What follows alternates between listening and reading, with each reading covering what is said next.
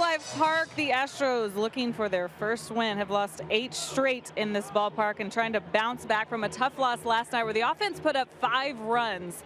Still not able to get it done. Good news though for the Astros. George Springer still seeing the ball pretty well. Had another good night, a double and a homer. His 3rd homer in his last 3 games. We're going to get some help from Houston Methodist as we look at the league leaderboard here.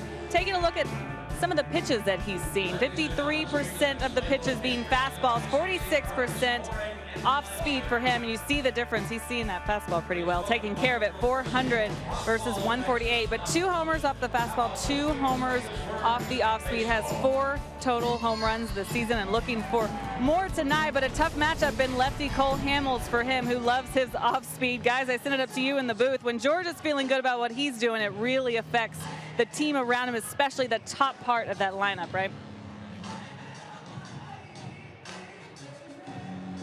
That's right, Julia, and we see George kind of jiving to the music right now, so it looks like he's feeling good, Ash. Yeah, we've been even talking about the fact that the dance steps have been missing for the ball club.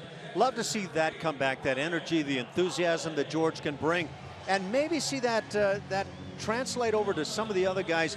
I would say right now the bat of Carlos Correa has been missing in action for the club. Here's the Astros starting lineup, brought to you by Southwest Airlines. You'll see Correa in the number 3 spot.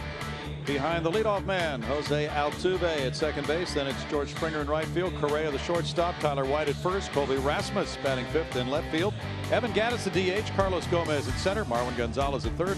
Jason Castro the catcher. Doug Fester will be on the mound. Here's Cole Hamels in 3 starts, 2-0 with a 2.95. Ash. He'll run it up there mid-90s on occasions, maybe slipping a little off of that great changeup, curveball, over the top type pitcher.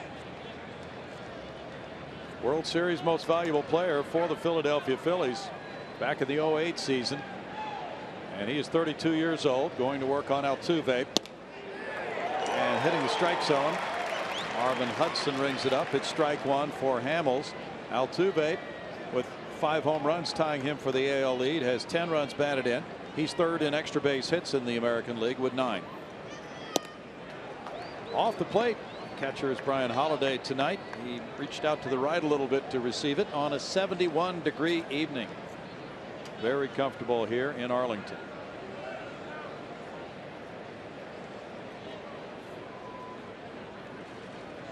Altuve skips out of the way, but it hit him. And that's the way this game starts, with Altuve hit by the pitch.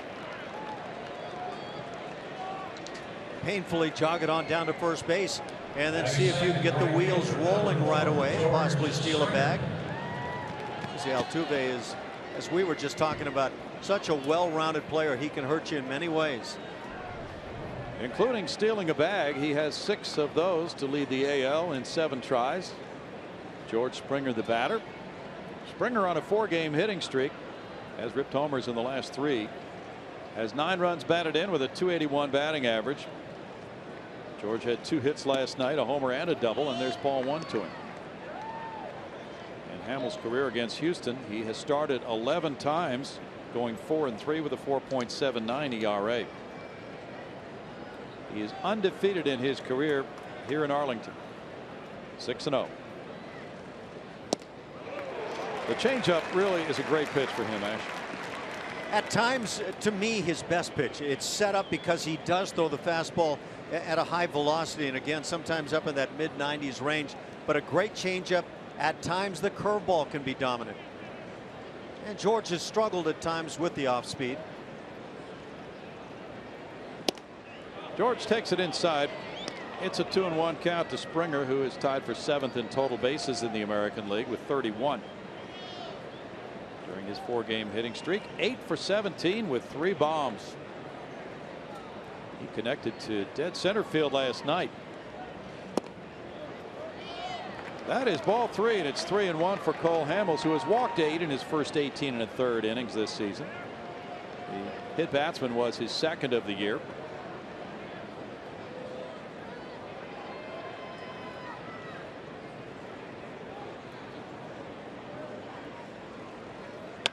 Rip foul. Good swing by Springer. Full count. And you can see with that pitch, for Cole Hamels, He's a guy that's comfortable with utilizing any pitch in any sequence, any count, and he went off speed to George. Statistically, he has used his fastball just 47% of the time this season. Again, such great command on the change and curveball. Altuve does not have a big lead, not going, and it hits Springer now. Back-to-back hit batters to open this game for Hamels. We saw last night the Texas Rangers seem to have a game plan of coming in hard on a number of the Astros hitters. Well, they've come in hard a little too much tonight. On the left thigh. Now Carlos Correa has this immediate RBI opportunity as they meet at the mound.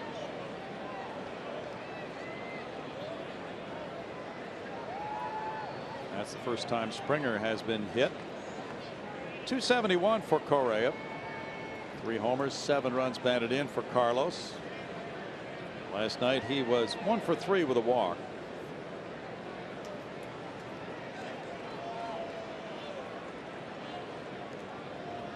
The Astros have hit just 184 with runners in scoring position this season. And that's ball 1. I wonder how far you would have to go back to find a game where the first 2 hitters of the game were hit by a pitch. Yeah, it's pretty odd, especially for a guy with Hamels' resume. 123 wins, 91 losses, a 3.31 ERA. Doug Brocail watching, the pitching coach. Now it's 2-0 to Correa.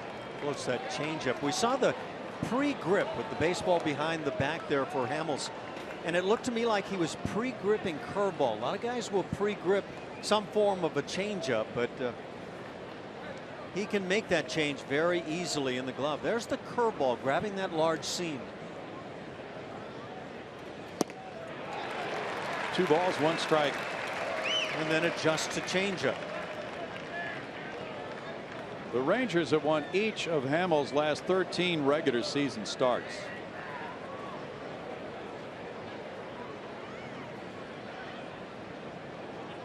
He has a personal 9-game winning streak. 2-2. That changeup would appear to be the go-to pitch right now.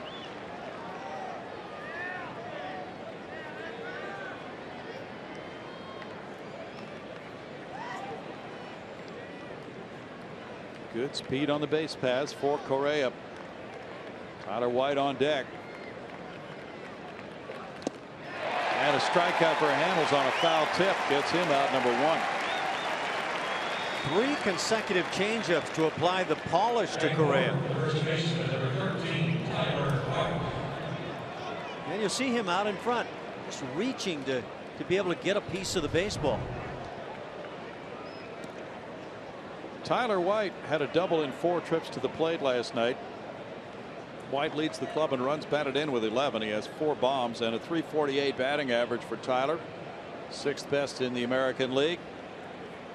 It's just been a glittering first couple of weeks for him. And now he has this first inning opportunity. In tight. It's called a strike, though. He jumped back from it. Wow. I was looking down at the field and not at the screen. Let's see where this pitch winds up. It's pretty fortuitous strike zone for Hamels. Yes. Especially the way Holiday dropped down to his left knee when he received that pitch. Now 1-1.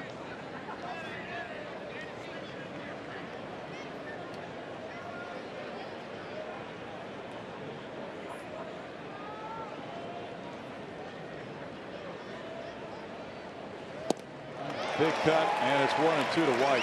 Right back to that changeup, and he's been really consistent at 85 miles an hour.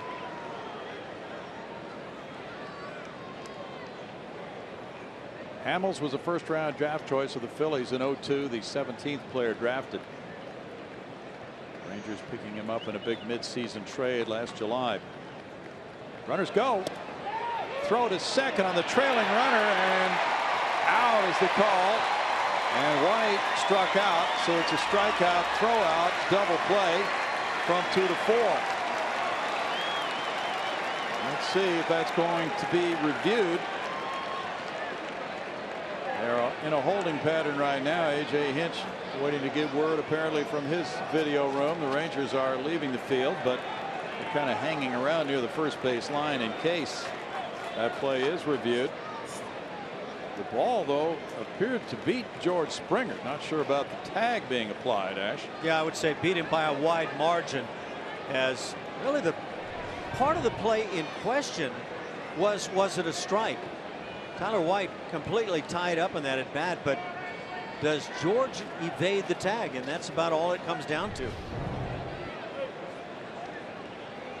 there was a brief conversation between A.J. Hinch and Marvin Hudson, the home plate umpire. Now the umpires are gathering near home plate.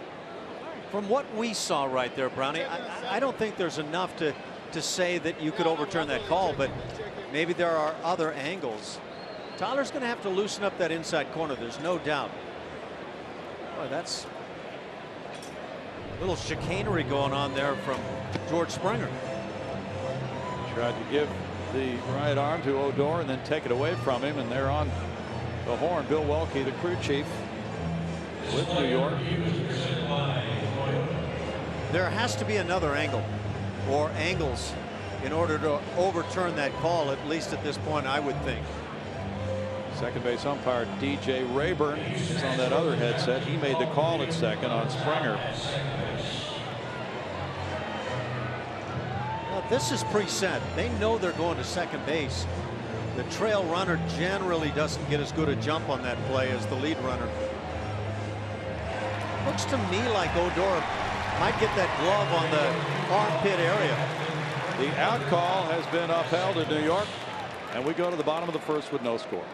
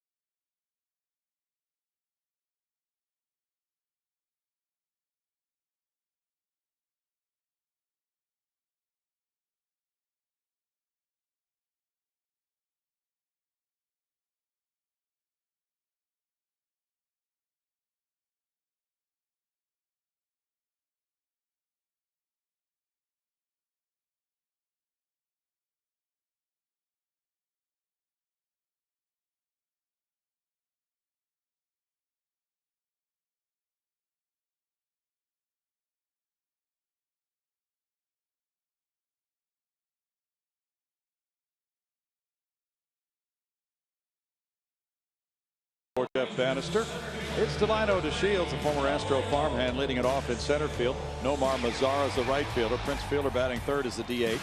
The cleanup man is third baseman Adrian Beltre, with Mitch Moreland at first base, Ian Desmond in left field, Rougned Odor the second baseman, Elvis Andrus at shortstop, Brian Holiday the catcher. And now let's take a look at our player profile, brought to you by BMW. Doug Fister on the hill for the Astros. He's made a couple of starts.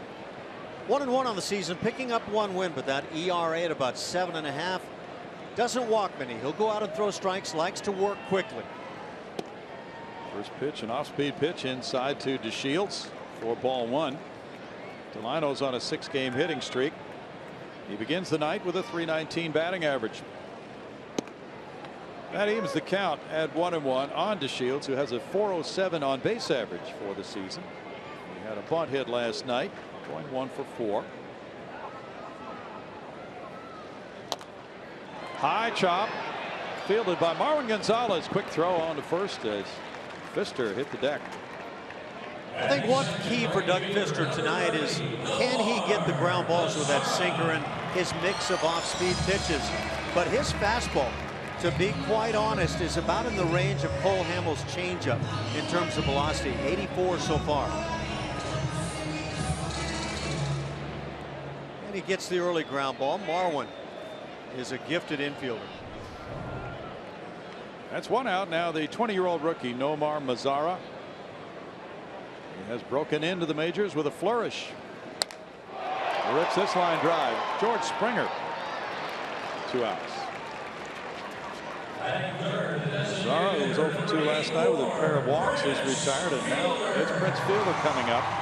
He did some damage on an 0-2 curveball last night with a 2-run homer in the first inning. His second home run of the year. He has 13 runs batted in to lead the Ranger club, and his batting average is a low 173.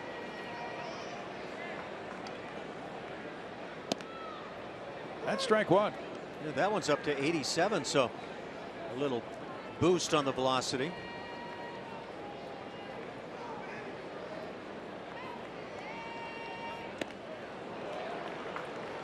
No balls and 2 strikes to 31-year-old Prince Fielder, who hit 23 homers last year, driving in 98 for the Rangers. Fielder wouldn't go, and it's 1-2. He will swing at the high fastball, though, just not that one. That was a little bit too high to tempt him.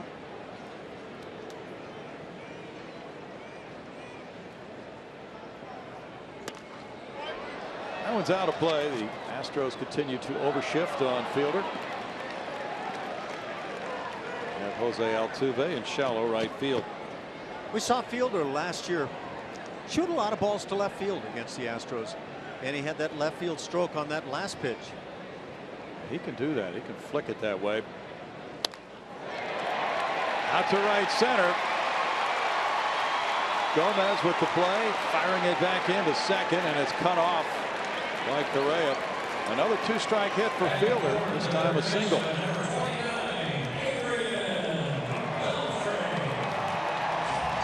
Got very surprised to come into Arlington and see that Fielder batting average as low as it was at the start of play, but don't ever lean on that one. He's a good hitter. We'll watch him kind of reach out, just get enough to get this in the gap. Not going to beat you a lot with his legs. Adrian Beltre turns away from strike one. He did that last night. He turned out of the way and the umpire called it a strike. He's a funny guy. He plays this game like it's a pickup game just before dinner time with his buddies. He had Marvin Hudson laughing. Home plate umpire. Big breaking ball. It's 0-2 for Doug Fister, the big 6'8" right-hander. Doug was with the Seattle Mariners and said that was his favorite ballpark in which to pitch.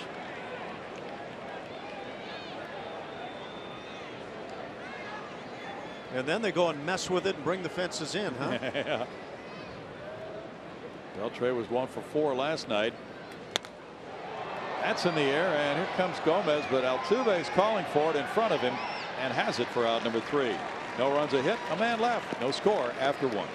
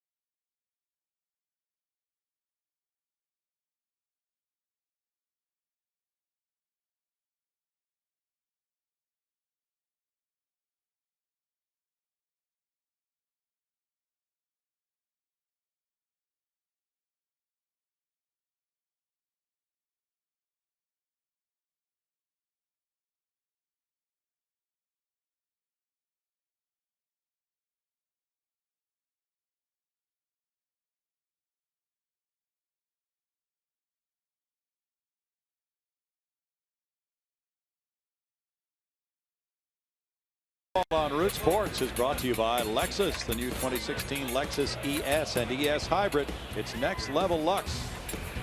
And by Southwest, transparency, low fares, nothing to hide. The food is hot. It's 0-0 after one as the fans get warmed up. Rangers got a hit. The Astros had two base runners who were hit by pitches. Now we go to the second inning, and it's Colby Rasmus in left field tonight, even against the left-hander. And he takes strike one. Colby, with 12 walks, is tied for second in the American League in drawing free passes. And that gives him a .442 on base average. That's fourth best in the AL right now. 0-2. Even though left-handed hitters are hitting only .158 in the early going against Hamels, Rasmus is 3 for 10 against him with a homer.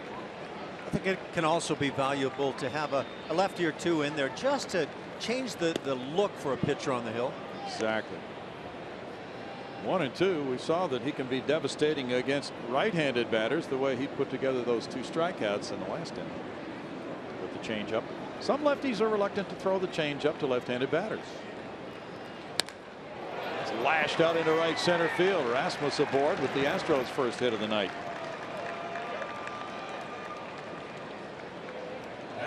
Yeah, the numbers said lefties weren't hitting Cole Hamels well, but Colby Rasmus throws those numbers out the window. He sure did.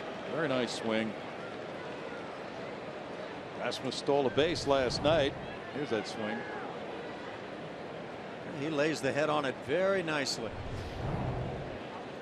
He's aboard for Evan Gattis, a Dallas native who went 1 for 4 last night, including a double.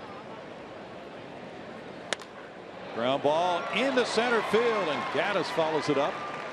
First and second, nobody out on back-to-back hits. He's now 5 for 14 with 2 homers off Hamels. And he's starting to put it together. I don't care how you're hitting it in the minor leagues. It doesn't mean you're going to step up and suddenly just start doing the same thing on the big league level. Rich Dower, the first base coach, with some words for Gattis. The Astros had the first 2 on in each of the first 2 innings. This is where Hamels got tough, though, in the first. Carlos Gomez just picked up his first RBI of the season last night. He's at 196. He has 4 doubles. He had one last night to drive in a run. Almost hit by that pitch. And Derek Holland, the lefty who started last night, came inside quite a lot on the Astros right-handed batters, and Hamels is doing that same thing. That clearly is the report for Texas.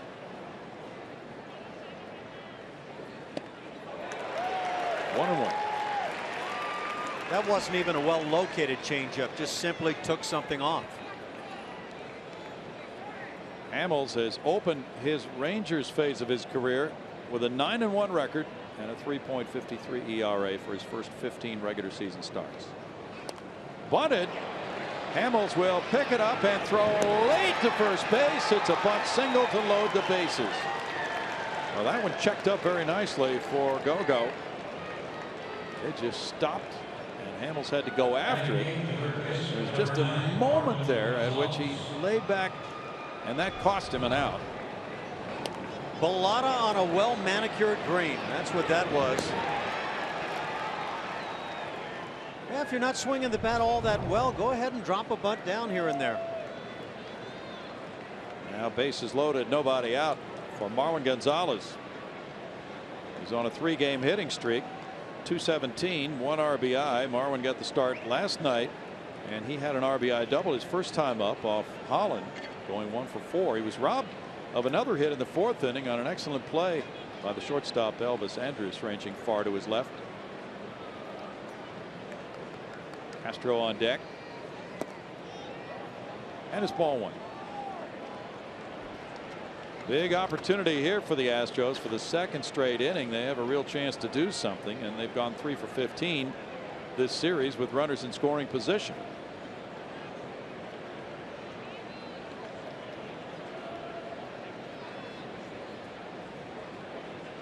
They are 1 for 6 as a team with the bases loaded. That's not close. 2-0 to Marwin. Marwin is 3 for 8 batting right-handed this season.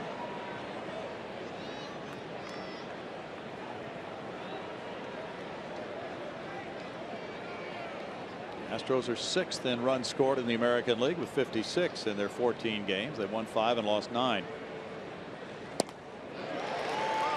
2-1. That great equalizer for Hamels can get him out of trouble when he falls behind in the count. Ash. Fantastic changeup, and as you say, it is the equalizer. He'll try to come in. That fastball has plenty of velocity, and he generally will spot it well. But when he needs a big pitch, that change seems to be the one. Hamels got a no decision last time out Thursday. He's working with an extra day of rest. That's ball 3, and it's 3-1 now. Now that's not the normal curveball. That's more of a slider type pitch, which Cole Hamels doesn't generally throw much. Doug Brocail said before the game he would like to see Hamels use his fastball a little bit more than he has been. Time called. Marwin has walked once this season. He's had 23 at bats. 3 for 24 in his career with the bases full. In the air, and that'll carry out to the right fielder Mazzara. It's not all that deep. He comes in for the catch, and here's the throw. Rasmus will stop, and now they got a base runner hung up between first and second. Here's Gomez caught in a rundown. They've got a play at the plate, and the Rangers have Rasmus. Gaddis is already on third, so he's tagged out, and so the Astros now wind up with runners at second and third and 2 outs.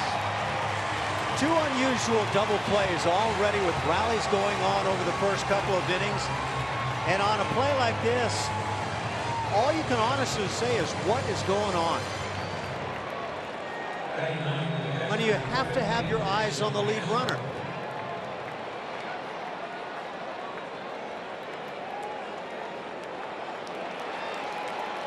This is all about what Colby Rasmus at third does. I'd actually like to see that again to see if Evan Gaddis is a culprit here or if he just decided to move because Carlos Gomez was going so far from first base. Well, he was standing on third when Rasmus was in the rundown, so Colby was going to be out. That's something really got messed up. 9-2, 4-2 on the play. And now Jason Castro will hope to give this club a big lift after that base running gaff. There's ball 1. 156 with 1 RBI. In other words, did Carlos Gomez just drag along with Evan Gaddis, who was breaking away from the bag, or was it positioned the other way around? Yeah. 1 ball, 1 strike. Well, we'll look at that, see if we can get an overhead view to see what all the runners were doing in that high angle. But you're right, 1 base runner quite often plays off another. And Gomez initially was caught in that rundown.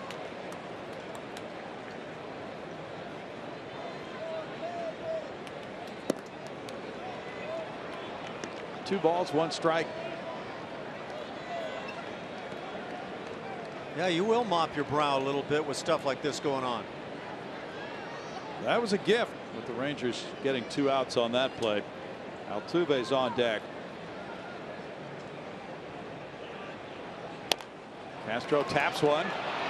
Beltre has time and gets it. The inning blows up on the Astros.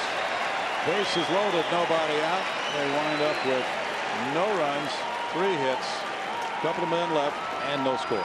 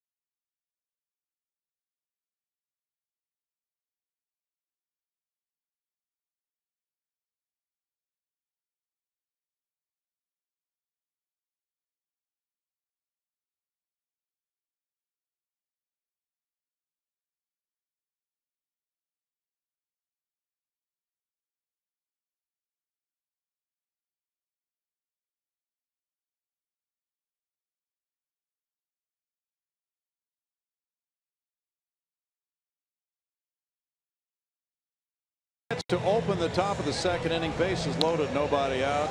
Marwin Gonzalez fly ball to right field. Here's a look at the base runners, Ash. Let's take a look. Gaddis at second, Gomez at first. Gaddis is waiting, and I think he saw Gomez coming at him. To me, that's what it looks like. Like Gaddis sees Gomez coming and so figures, I guess I better go too. And when it's all said and done, the guy that wasn't going on the play, Colby Rasmus, is tagged out. This is just very bad base running. I don't know. Gomez is trying to size up Gaddis, and Gaddis trying to size up Gomez. No score, and here's Pfister working to Moreland. Mitch takes strike one. But the eyes have to be on Rasmus. Yeah, he coaxed the throw, took 3 quick steps toward the plate, but there was never any thought that he would be tagging up and going. Ball just was not deep enough, and there was nobody out at the time. No balls, 2 strikes on Moreland. Moreland had a pair of hits last night, including a homer in the 7th inning. 255 with 2 bombs, 5 runs batted in for Moreland.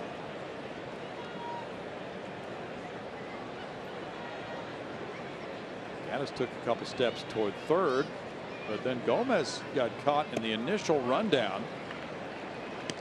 1 ball, 2 strikes. That one is really tough to size up, and it's all about indecision and not watching the right guy, the lead guy. But Gaddis didn't just take off, nor did Gomez. But as Gomez kept coming towards second, it looked like Gaddis just basically said, well, I better go. And Rougned Odor was there at first base to take that throw from the catcher, Holiday, to get the rundown started. Rolled out into the shift to Correa. That's 1 down for Pfister. Now that's a clinic in how not to score with the bases loaded and nobody out. Boy. You've got 2 innings that, one goes down with a strike him out, throw him out double play.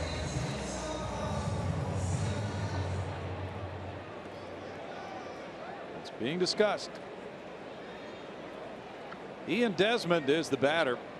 He was off to a horrid start, but came alive last night with 2 hits and an RBI. Also scored a run. Ball 1 to Desmond. Desmond put in a lot of extra work in spring training, learning the outfield, coming from shortstop. Made a good play in left field last night. It's 2-0. Disappointment on that Astros bench at not being able to cash in early. I think you got a frustrated manager, and rightly so.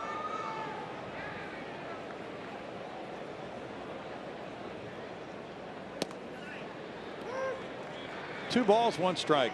I think it's understood that when you get to this level of Major League Baseball, you feel like these kinds of things have been learned along the way. Sure. 3-1. It's hard to believe that any of the base runners would be moving that far off their bases on a ball of that depth. Again, as you move off, eyes have to be on the lead runner. And if you fail to move up 90 feet and he goes, so be it. But you can't have it the other way around.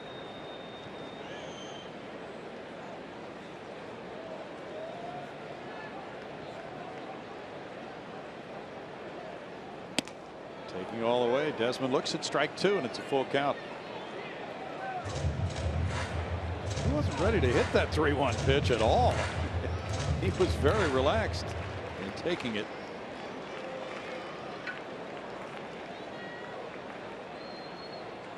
Third base coach Gary Pettis, and he's relaxed in taking ball 4 as well.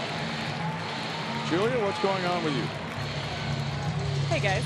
The Coca-Cola Value Nights package is one of the best ballpark bargains available for select Monday through Thursday regular season games. This offer scores you a hot dog, soda, and popcorn, all for $18. To purchase tickets, visit Astros.com/Coke Value or call 1-877-9-ASTROS. Julia, we understand it's your mom's birthday. It is. I'm not telling you how old she is, but it's her birthday. So I got her field passes. Ah. Look how happy she is. It's a great looking family with AJ. Way to go, Julia. Thanks, guys. Happy birthday, Dad. A strike there, and Odor is the batter. He has 11 runs batted in with 1 homer and a .250 batting average for Rougned Odor. Odor had 2 hits last night in 4 at-bats and drove in a run. Scrappy player.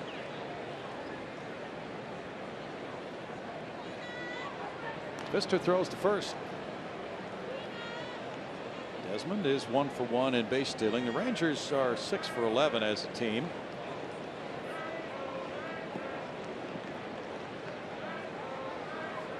Rangers are averaging 4.8 runs per game for Jeff Bannister. Flick foul. 0-2.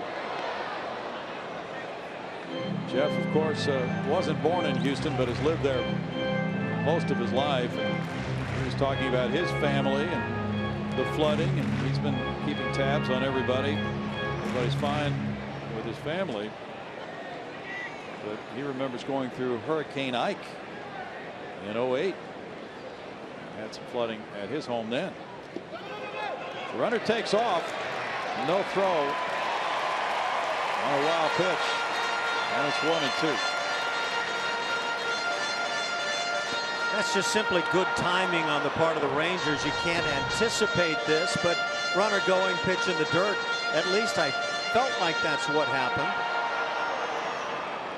Unless that was just a great early read that pitch was headed toward dirt. Yeah, we can check on that. I didn't think he was going, but maybe he was. Well, maybe he wasn't. Maybe he saw ball out of the hand of Fister headed toward dirt and took off. Well, you're right. If so, that was a great read by Desmond. Odor spins away from it, and it's 2-2. Jeff Bannister said when Hurricane Ike hit, all the flooding at his home and everything, they had to decide what to do with the food because there was no power to refrigerate food, so he just cooked all the food they had. So, well, I figured if I cooked it, we could eat it perhaps sometime. That's fouled away. Invite the neighbors over and hope that they play the same game. Yeah.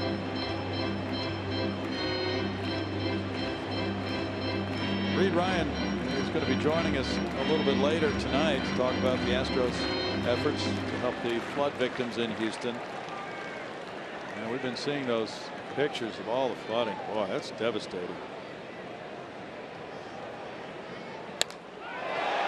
Hit high to right field. Springer just watching this one go. 2-run homer, upper deck for Odor. 2-0 Texas.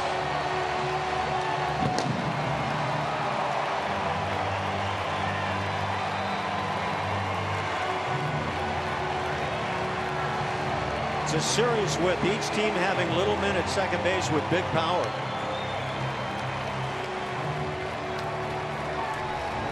So you're supposed to be able to put men on base and start making something happen. The Astros haven't been able to make that happen. Odor takes a pitch up 86 miles an hour and drives it a long ways.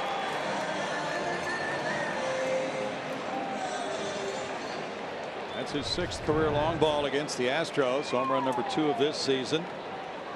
Elvis Andrus to follow. Andrus shoots one, and there's a sparkling play by Marwin Gonzalez. 2 outs.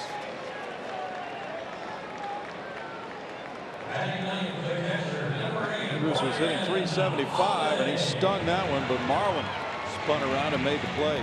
You know, we've talked a lot about Luis Valbuena and what a great job he's done defensively last year and so far this year at third base. But, you know, Marwin on the defensive side of the game is nothing short of what Luis has been able to do.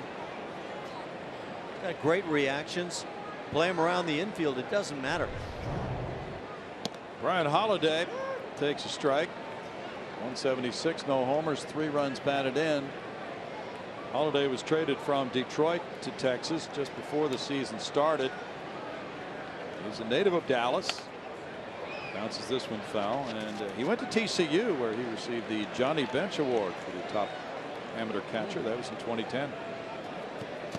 So Holiday used to come out on Dollar Hot Dog Night here at Arlington as a fan when he was growing up, and he was a big fan of Pudge Rodriguez. 1-2. Yeah, probably nobody could do it better.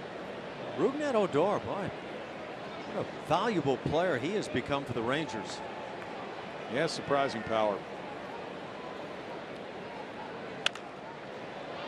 Foul ball on the ground keeps the count at 1-2. Time will tell on the acquisition of Brian Holiday, but it seemed at the time, and we had seen enough of Holiday with the Detroit Tigers to think this guy's a pretty good player. Look, good acquisition. 2-2. Rangers have a couple of catchers injured right now. Robinson Chirinos, who was to have been their starter, Chris Jimenez, both are on the disabled list. Over shortstop, Colby Rasmus in left field for the catch. 2 runs on 1 hit. Odor goes deep to make it 2-0 Texas after 2.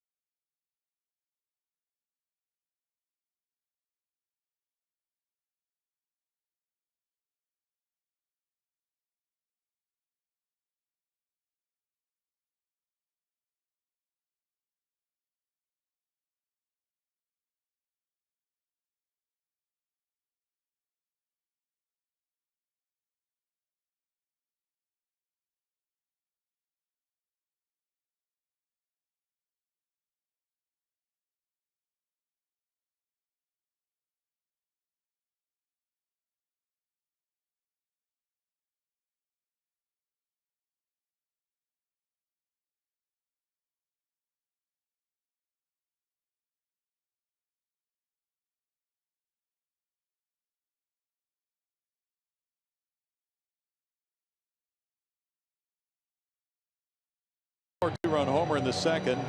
A.J. Hinch, part of our Jack in the Box inside the box score. When talking about the Astros starting pitchers this year, they are pitching 63% of the team's innings compared to 68% all of last year. Very small sample size, obviously, this year, Ash, but everybody's hoping that will pick up, that pace by the starting pitchers in innings pitched. It almost has to, or you're stuck with bringing a number of guys up from the minor leagues, trying to fill those extra innings. You just can't put that burden on the bullpen night in, night out. Jose Altuve gets it going in the third. He was hit by a pitch leading off this game. Hamels with the curve, finds it going inside for ball 1. The Astros have been involved in 2 double plays involving base runners being gunned down in the first 2 innings.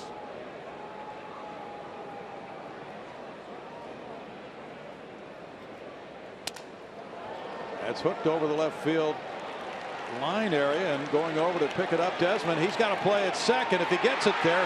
Odor with a tag, and they get Altuve.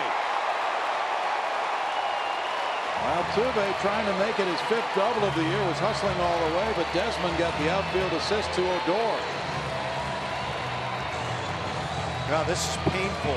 3rd inning and already 3 runners cut down. This one is palatable, though. That endeavor to be aggressive without just kind of losing your senses.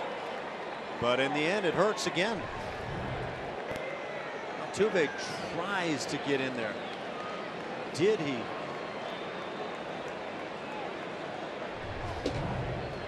George Springer hits one in the air to right. Mazzara comes over toward the line. 2 outs.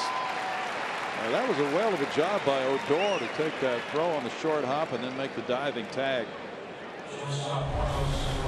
Our Lexus defensive rankings, as we look at the outfield arms, it says green light for Ian Desmond. We really don't know right now. He was an infielder throughout his career. Now in the outfield, how does he throw? See the other 2 guys, kind of a coin flip. Do you run on them or not? Mazzara, the youngster, has shown an ability to throw, but now maybe you have to reevaluate Ian Desmond.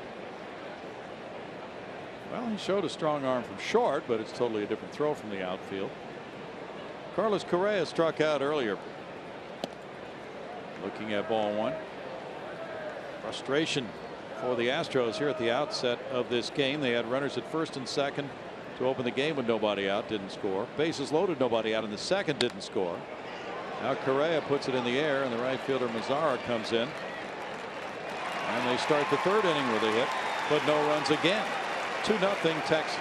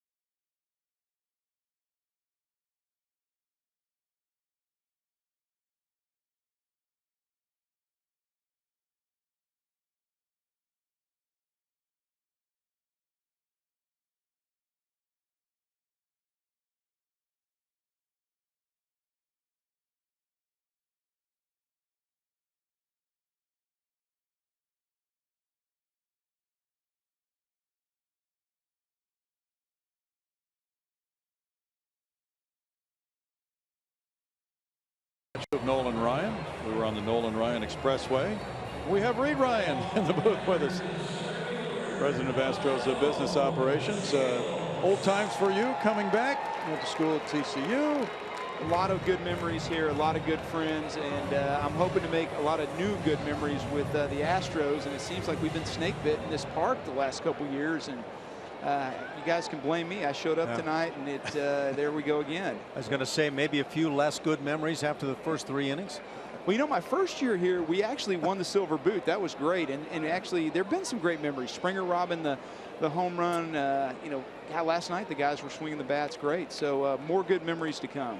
Still early, but we know you have important things to tell us about as far as the efforts by the Astros and other agencies to help the flood victims. Yeah, obviously it's been a very devastating week in Houston, and the Astros want to try to do something to help our community. And so this past year, Texas voters passed the 50-50 raffle initiative that was on the ballot as a constitutional amendment. And so folks that have been out to Minute Maid Park have seen us doing the 50-50 raffles. And one of the reasons that we wanted to pass this was we wanted to be able to react when something happens. So this weekend, the entire weekend against the Red Sox, the proceeds from the 50-50 raffle are going to go to the American Red Cross, and we are going to help out as many people as we can that have been devastated by these floods. That's terrific. Strike to Mazara, and we expect some nice-sized crowds for the weekend to come in for Boston. Just a 3-game homestand. Yeah, quick homestand as we're on the road for a while after this, and you know, folks are accustomed to us playing that 1 o'clock game on Sundays. Of course, this is ESPN national TV. They moved us to 7 p.m., which makes it convenient for you guys going to Seattle. Yeah, you'll be getting in. You're going to join us, right? You'll be getting in at 4 a.m. But you know, really, what we need to do is just make sure folks, one, know that the game is at 7 o'clock on Sunday. But if you've wanted to find a way to help, you know, these flood victims, you can come out, you can have some fun with your friends, watch a ball game. And feel free to donate as much as you want to the raffle, and you may be one of the winners that walk away with some money. Foul ball there, and of course the Houston area is so generous, and at times like this we always see people stepping up in such a major way, and there are so many people affected by this now. There really are. In fact, on my way up today, I got caught up on the 99 and didn't realize that it was still shut down for water, and added an extra hour on the drive today. And so, you know, here the rain, it's been several days, and yet many people are still, you know, underwater in their houses. Schools are still closed. And I know that this baseball team is giving folks something to watch and take their minds off of it. Correa comes in. Good little pickup and a strong throw. 2 down. Yeah, And you know, you have to start somewhere. This would be a great place for people to start if they have not done anything so far to assist anybody. And we've all known of people who have been affected by this, Reed. Yeah, we've had a couple of employees that have had water in their house, and you know, that hits home when you work with people. Obviously, anytime there's loss of life, 7 people have perished this past week from the floods. And so American Red Cross is a longtime partner of the Houston Astros, and even if you can't come out to the game and take part in the 50-50 raffle, if you want to find a way to contribute and help someone in our community, we saw the American Red Cross on TV last night. People have been bringing goods, but what they really need is cash. They need donations so that people can get back on their feet. Well, thanks for passing that message along. 2 balls, no strikes, and that's going to be an ongoing effort, isn't it? It's going to take a while to get everybody settled in again. We know over the years, I had somebody ask me if we would have played on Monday night, which was an interesting question. I'm glad we did not have to answer that one. Yeah. Correa with a play. Thanks so much, Reed, for being on with us. Appreciate it, and we'll see everybody back in Houston. Thank you. Sounds good. 2-0 Texas.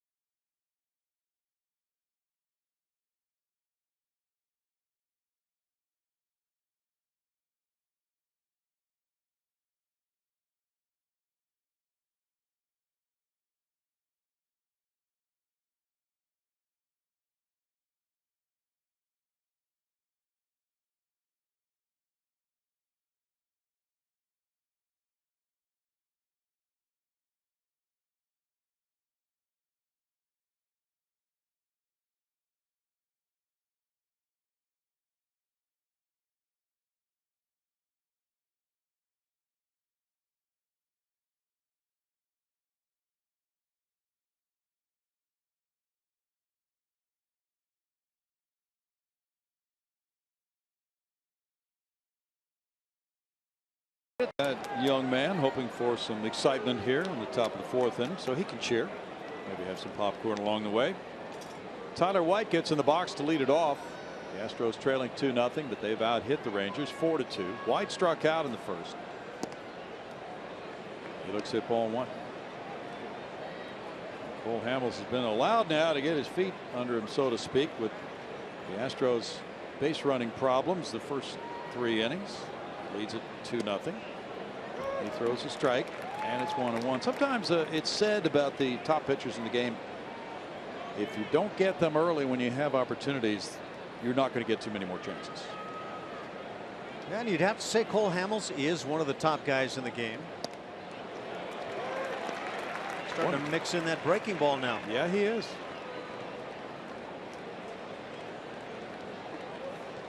There's also stuff that goes on down in the dugouts, and among those things that get talked about is the Astros have had the really rough first couple of innings. Scoring opportunities gone by the wayside, and yet with the Rangers leading, they only lead by a couple, and sometimes you get to the middle of the game and you start to get that feel, boy, this is going to turn around and go the other way, and you can only hope that's the case with the Astros tonight. Strikeout number 3 would go to Julia Morales. Thanks, Brownie. The Astros Red Sox face off in a 3-game series this weekend and Friday the 22nd. It's also Friday Night Fireworks. For tickets, call 1-877-9-ASTROS. And that's, of course, the weekend. Reed Ryan just speaking about how they're going to help the flood victims in Houston, in the Houston area. All the proceeds going from Share to Care raffle to the American Red Cross Houston flood relief efforts, guys. Colby Rasmus bats. He singled to right center earlier. That's a Good pitch over the inside corner. Strike one for Hamels.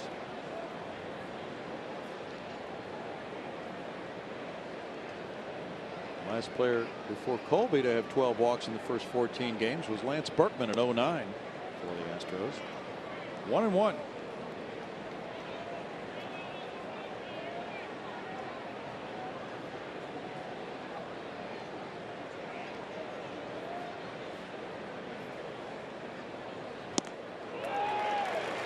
One ball, two strikes for Colby. This 9-game winning streak for Hamels during the regular season is the longest of his career, and tied for second longest active in the majors. Jake Arrieta of the Cubs has a 14-game streak. Rasmus to left field. Shortstop Andrus with the catch. 2 outs. Desmond was playing pretty deep. They talk about it. And Evan Gattis comes up. Not the easiest of skies to deal with, those pop-ups right now. Good point.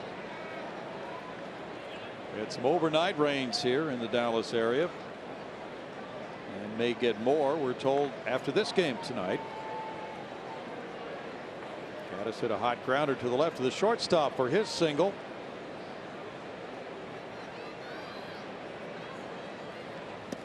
The Astros had not faced a lefty until last night. Derek Holland went 5 innings and got the win in the 7-5 Texas verdict. The Ranger bullpen supported him. 1 ball, 1 strike for the Astros. Chris Davinsky went 3 innings in relief. Josh Fields, the only other reliever to work after Scott Feldman, went 5 as the starter.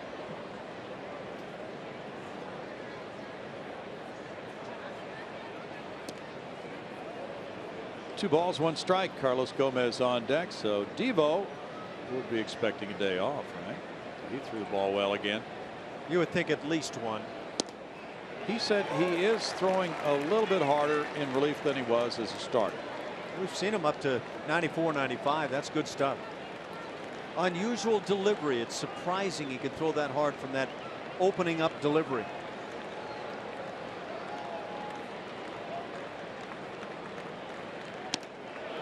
At strike 3.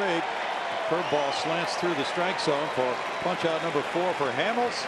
We go to the bottom of the 4th. 2-0 Texas.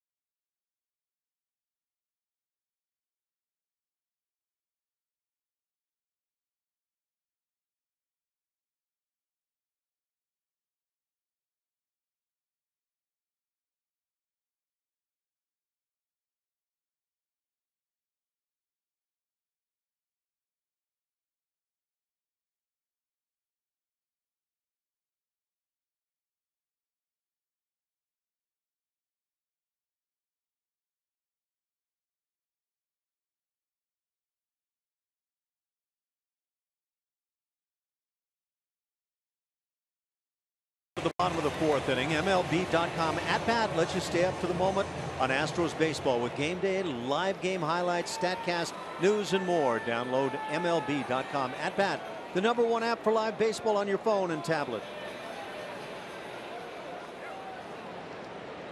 2-0 Rangers. Adrian Beltre popped a second in the first inning. Backhanded. Marwin Gonzalez makes it a 1-pitch out. Number 1 for Fister. Fister's coming off a 6-2 loss to Kansas City Thursday at home, in which he allowed 9 hits and 6 runs in 5 2/3 innings. He's 1-1 as an Astro. Facing Mitch Moreland now. Moreland rolled out to shortstop in the second.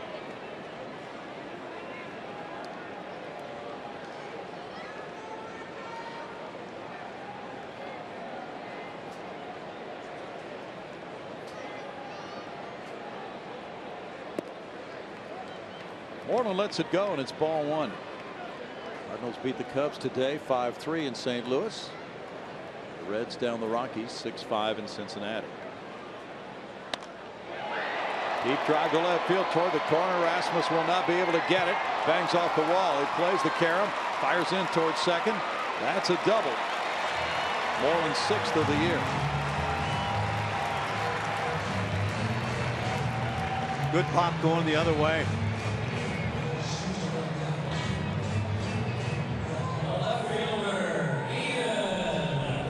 Good offensive ballpark. The dimensions are fairly large. Ball carries well with wind currents in this yard, but you can drive it that way with that kind of pop without even really juicing one, and you're among the power hitters in the game. Ian Desmond walked and scored in the second inning on the 2-run homer by Odor, who's on deck. He's out in front of the slow curve. There's strike 1. Talked earlier about the fact that Fister does not give out too many walks, averaging 1.7 walks per 9 innings. Unfortunately, the one walk he issued preceded the home run. Yeah. 1-1. But that ratio is the best mark among all active major league pitchers with at least 1,000 innings. It's got to be nice to play behind. Doesn't walk guys, works quickly, and went on, gets some ground balls. Off the plate on Desmond. 2-1.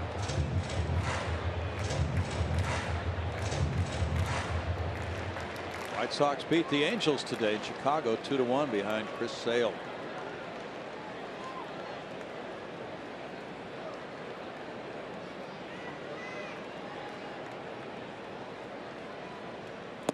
Way outside. 3-1 for Fister. Comes up and has a word with Castro.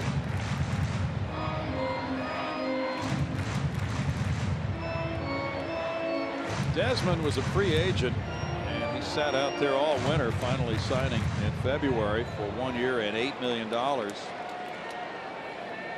Texas had to forfeit a draft choice to sign him, but Texas had received another draft choice when Giovanni Gallardo, who was their free agent, signed with Baltimore. Altuve makes a good play near second for out number 2, with Moreland moving to third. Remember the situation with Josh Hamilton. The Rangers felt they needed help in left field. Hamilton's about to go out on a rehab assignment for the minors, according to some reports. Fister almost makes a mistake right here, reaching with the right hand. And fortunately, he doesn't touch the baseball, and Altuve's in position to make the play, but be really careful about that. Josh Hamilton there will be headed out soon to Arizona, according to some later stories that we've been reading. Odor powered a 2-run homer to the upper deck in right field. He gets a curveball, and there's strike 1 to Odor. Odor signed as a free agent in 2011. That was the same day that the Rangers signed Jurickson Profar, who might have been their second baseman, but he's had all kinds of injuries. Back to Fister. Throws him out. No runs, a hit, a runner stranded at third after 4, 2-0 Texas.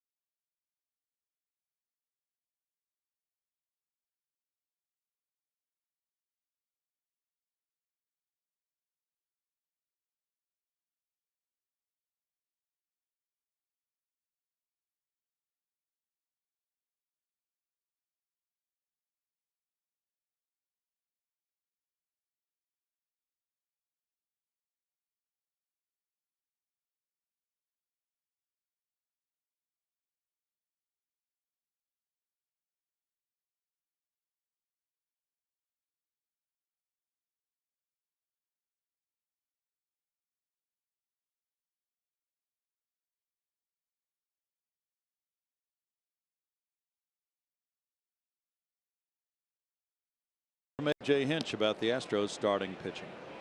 Just putting themselves in a hole a little bit and using up, a lot of pitches and a lot of taxing innings.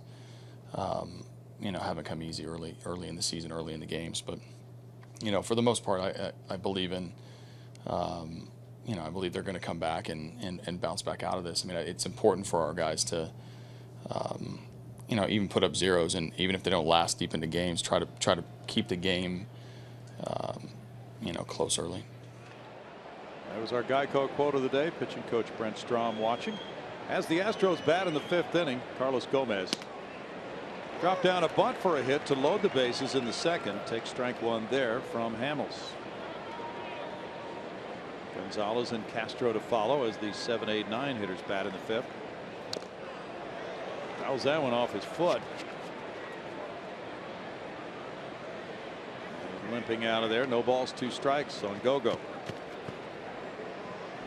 Hamels beat Seattle opening day this year 3-2 against King Felix here April 4th. He was the 7th different opening day starter for the Rangers in as many years. And the Rangers hope that the acquisition of Hamels and then signing him to a multi-year extension, and also hopefully getting back Yu Darvish in late May, will really help their rotation. Strikeout number 5. Really going to that changeup early. Now that breaking ball mixing in much more. Sweeping breaking ball. He's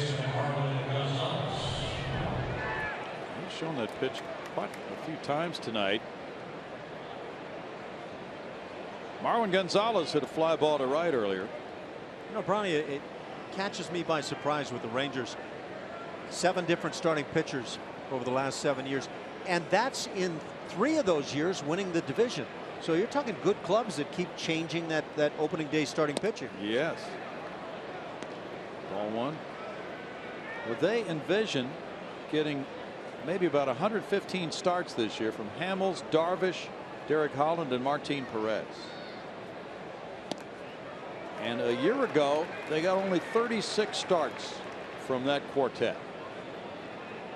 If Darvish does come back healthy, pitching well, going to be a formidable club.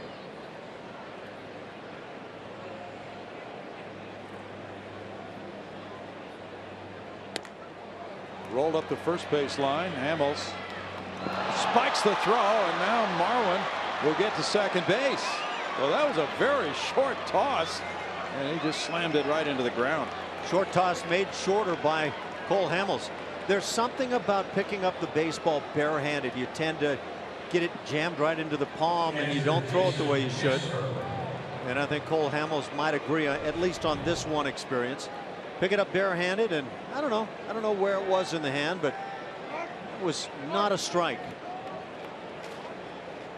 2-base error by Hamels gives the Astros an opening.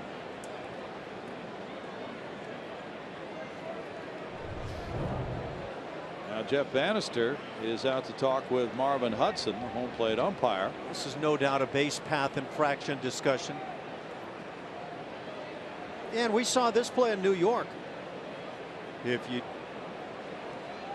think that runner has to be inside the base path, you might think again based on the rule that Joe Girardi, a longtime manager and catcher, had to deal with. A.J. Hinch seemed to know the rule, but if you hit him in the back with the throw and he's out of the path, then you're going to get an out. But as long as he doesn't impede the ability to make the play there, then you're just not going to get it.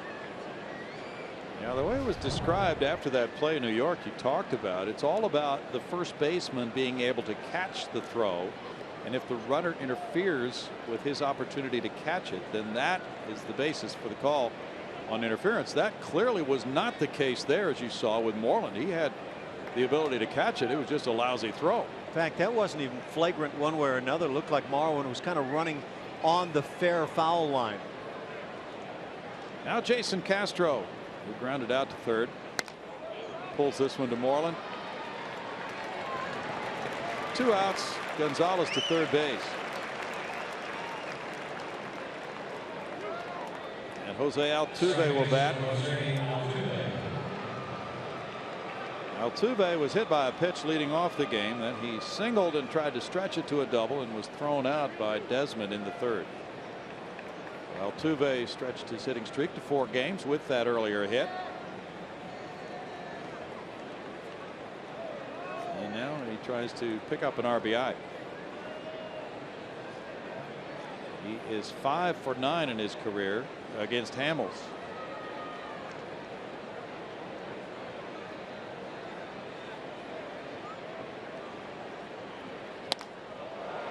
Outside the right field line. This is slicing back toward the seats and out of play for Mazzara.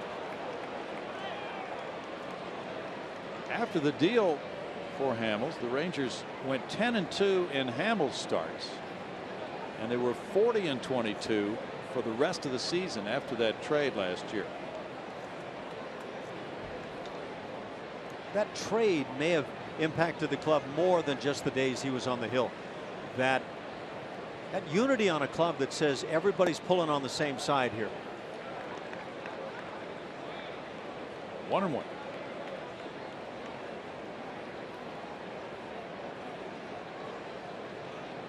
Rangers are 8-6. The Astros 5-9. Altuve looks at a ball that makes it 2-1 to Jose. This is by far his best power start ever.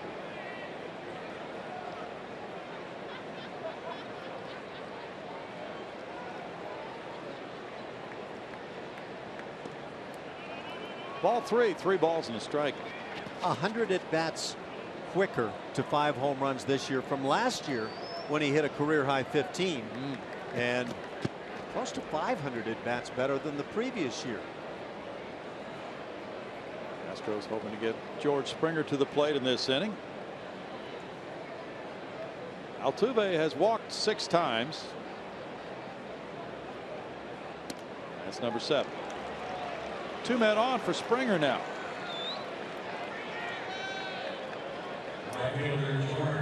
First walk for Hamels. He hit 2 batters earlier.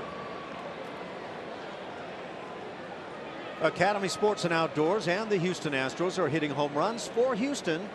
You can see Jose Altuve. I believe he's got 5 right now in the last 10 days. Okay, 4. Mark Trumbo has been hot at the start of the year. We've seen Jared Saltalamacchia put some hurt on Houston.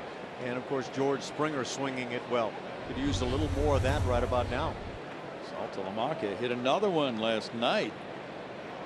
Springer's 0 for 1. He was hit by a pitch. There's strike 1 to George.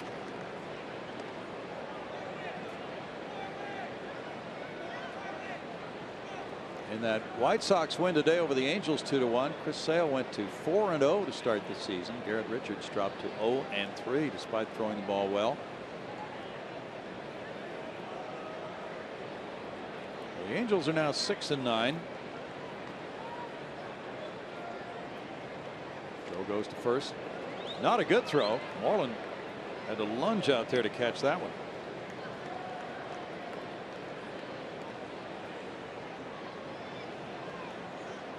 Hamels had the right to accept a trade and had the Astros on the teams on his list that he would not accept a trade to. Fouled away. And that one really stumps me.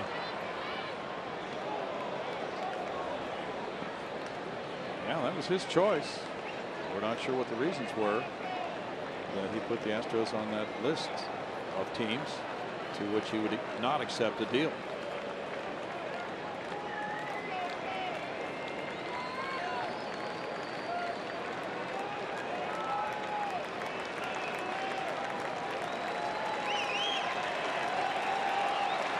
Dallas Keuchel pitches tomorrow night here against A.J. Griffin. Pre-game show at 6:30. Still 0-2.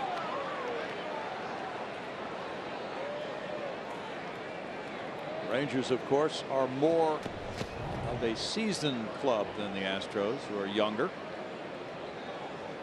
George turns over that left foot. That's been his hitting style.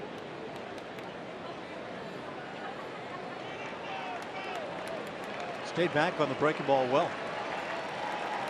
122 with runners in scoring position and 2 outs for the Astros this season. They have had one come from behind victory.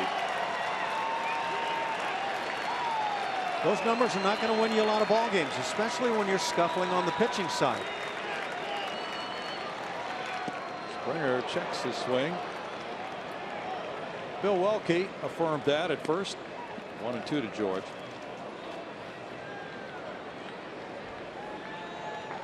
Marwin Gonzalez reached on the 2-base error, advanced on a ground out. Jose Altuve walked. And the Astros hope for a big swing.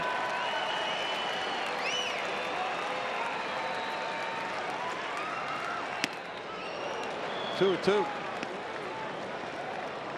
Get some guys thrown out on the bases early in a ball game. Kind of shuts your running game down for the rest of the night potentially. Yeah, you feel that you've lost so many potential runs already. A little bit afraid to take on more risks sometime. In the dirt for ball 3. Now a full count, and the 2 outs. Altuve will be taking off. That could give the Astros a little bit of an advantage here. Springer hits a gapper, helping Altuve get home with the tying run. Carlos Correa on deck.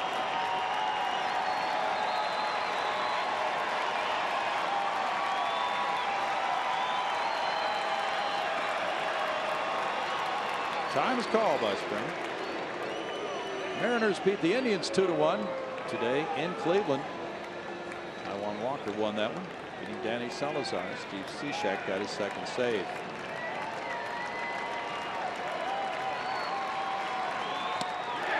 Strikeout ends it in the Astros 5th.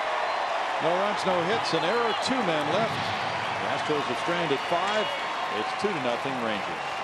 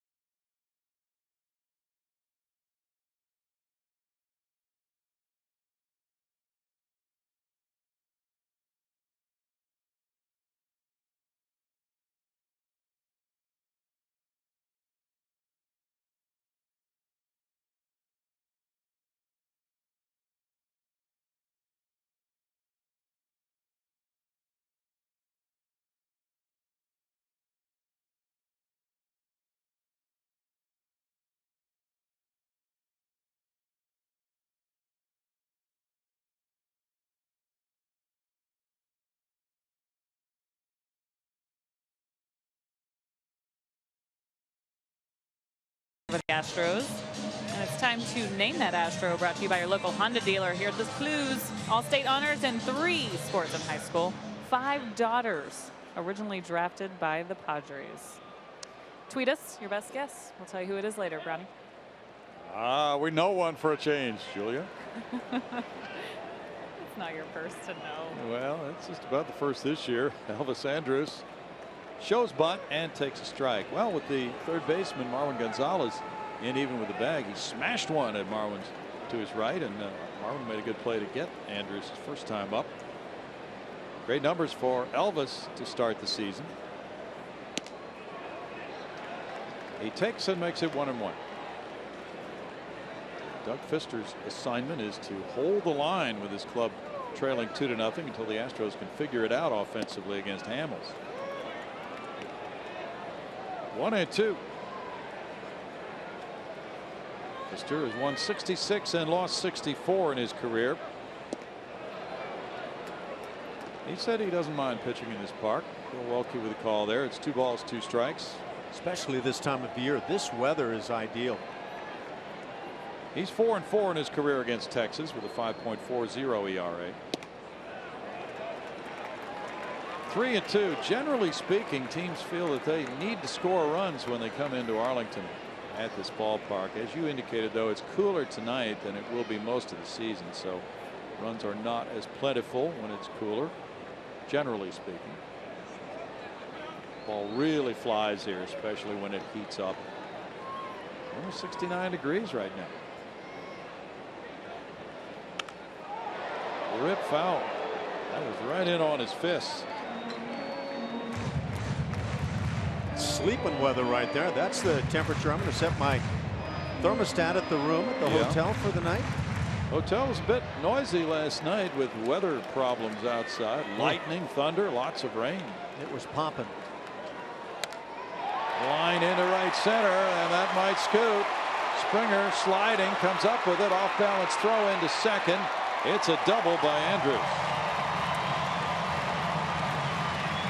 Third double of the year for Elvis. Could have been a triple. George Springer did all he could on this play. Full out sprint, slide to keep it there, and then pop up trying to throw, but it's not enough. He definitely saved a base there by cutting that ball off.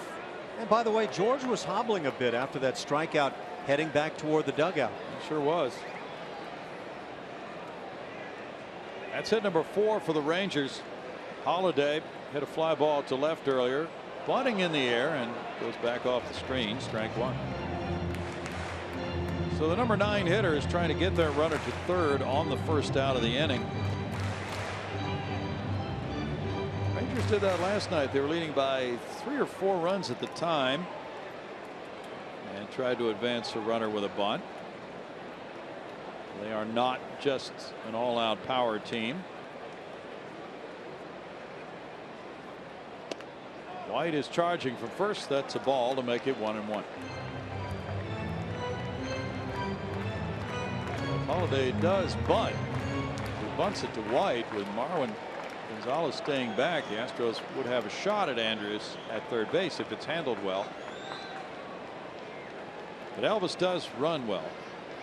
By the way, the Texas Rangers have just a couple of sacrifice bunts on the year. 2-1.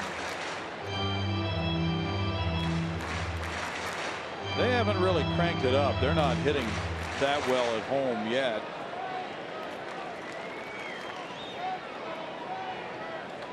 Usually this is one of the best hitters parks in the majors. It has to be in the top 4th anyway.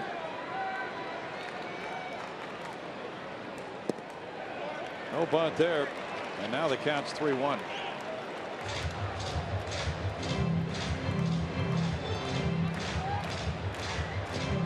Get so focused on what you're going to do if you handle the bunt that you lose focus of the strike zone. Jordan Zimmerman of Detroit is shutting out Kansas City 2-0. They're in the bottom of the 7th at Kauffman Stadium. Holiday looks at strike 2. It was just kind of fine in the strike zone. 83 on that fastball.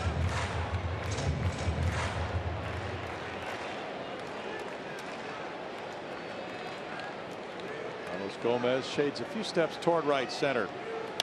Holiday lifts one to left. Rasmus over. Andrews tagging, but it's a short throw. 1 out. Very spacious left field here, though. And it's one of those ballparks in which the corner outfielders really can help their clubs if they have range. Colby Rasmus would have to be among the elite left fielders defensively in all of Major League Baseball. He sure would, and the Astros had one last night too, starting the game, and Jake Marisnik in left. Delino DeShields is grounded out twice. There's ball one. There's an article in one of the newspapers today about DeShields, talking about his background as a Rule 5 draft choice by the Rangers from the Astros, and he said he has no bitterness toward Houston about not protecting him on the 40-man roster.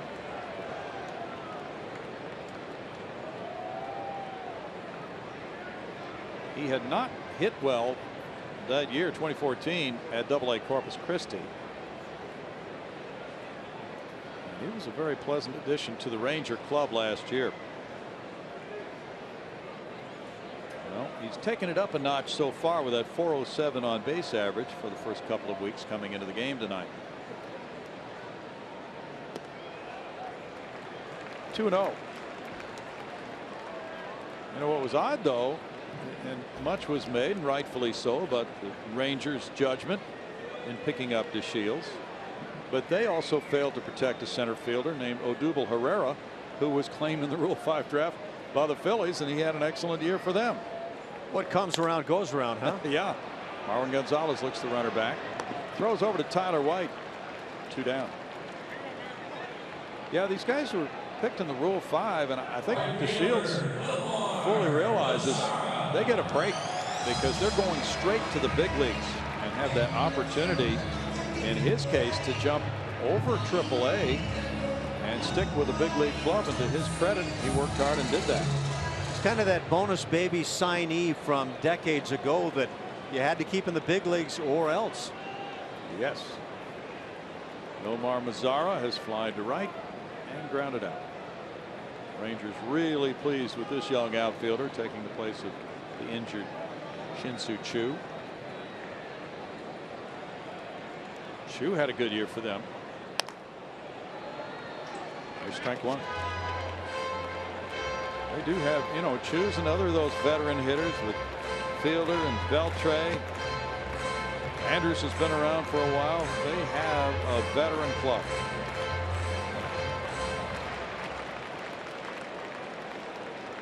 It's a game about getting your job done. If you score roughly 5 runs a game and you play decent defense and pitch well, you're going to win. Well, the Rangers have won 8 straight here at Globe Life Park from the Astros. They won the season series last year from Houston 13-6. So the Astros would love to make a statement here by turning things around after the loss last night, 7-5.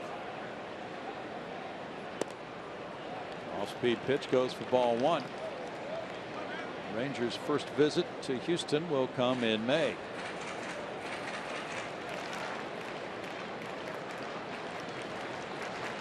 May 20th through the 22nd at Minute Maid Park. Good block. Castro keeps it right there. That makes it 2-1.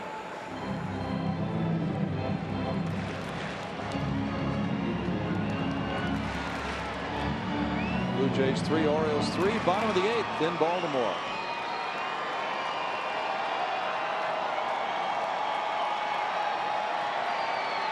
Strom hoping Pfister can string together another out here and escape this 5th inning, down by a couple. Correa, White, Rasmus due up in the 6th. He gets one in there, and it's 2-2.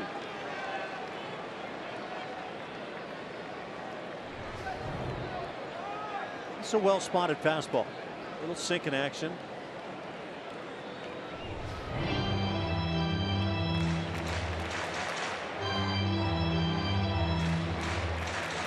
Pfister was not in good physical ability to win last year. He had an elbow flexor tendon injury, which placed him on the disabled list. He was 5-7 in Washington with a 4.19 ERA. The year before, he had a great year.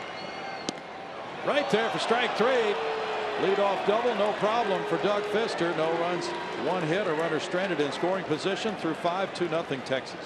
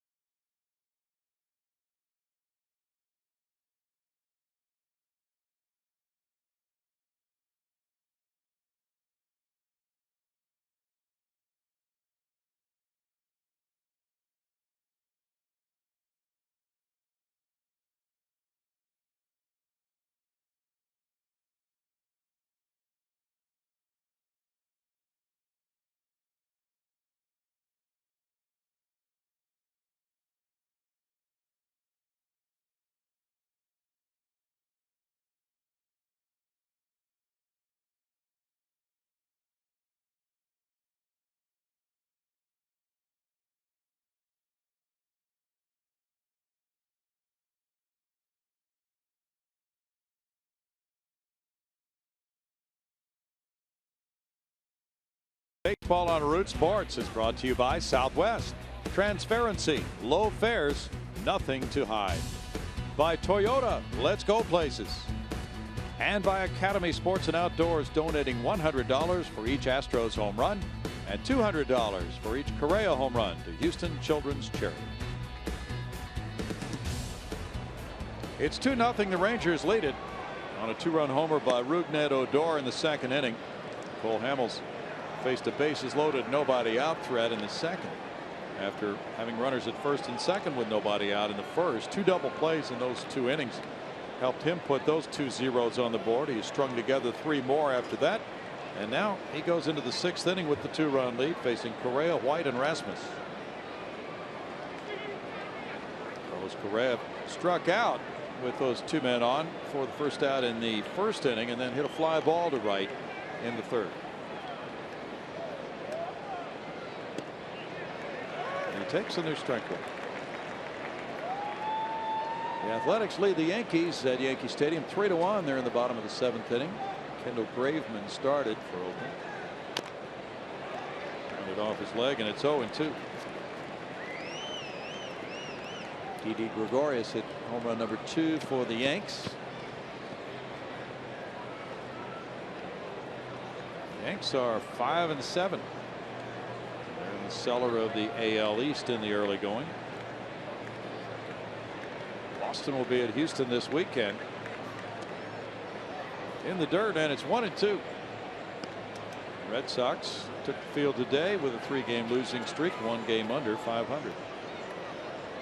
They lost Joe Kelly, their starter, last night. He didn't make it through the first inning, went on the disabled list with a right shoulder problem. It spins around Correa, and it's 2 balls, 2 strikes. Ranger left-handers, Holland and Hamels, have come inside often against these Astros right-handed batters.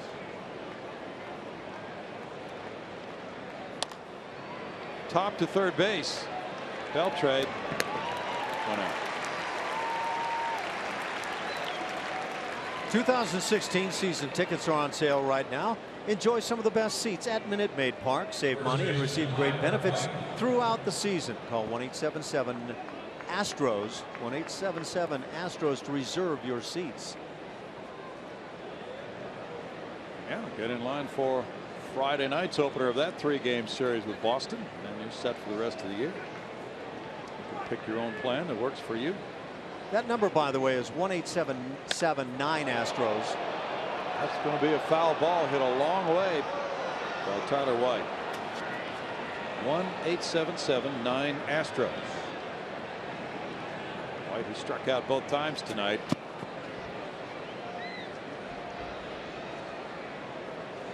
It's one of the few balls hit hard right now for Houston. It is.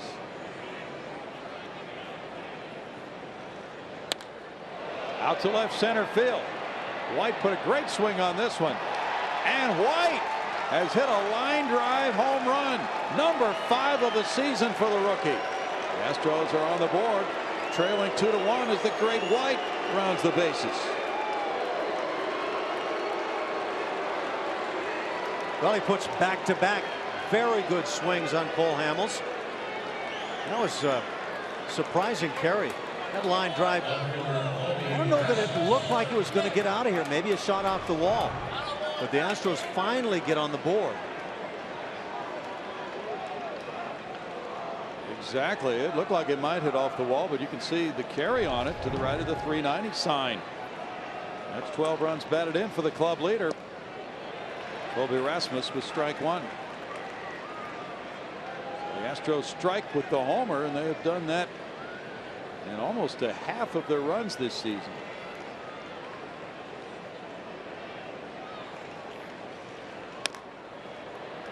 Fouled away by Rasmus. No balls, 2 strikes. It's the 4th long ball surrendered by Hamels in 23 innings plus.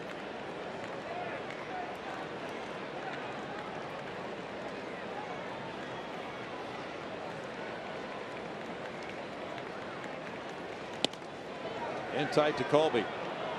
1-2. Cole Hamels has been very willing to work inside on either side of the plate.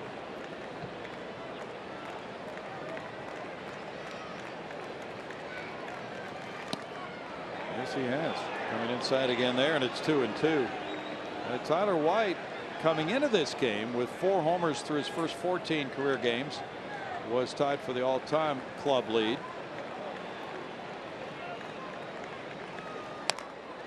Rasmus stings one, but that'll go foul. So now with 5 homers, he ties Altuve for the AL lead, and with the 12 runs batted in, continues his strong start to his career.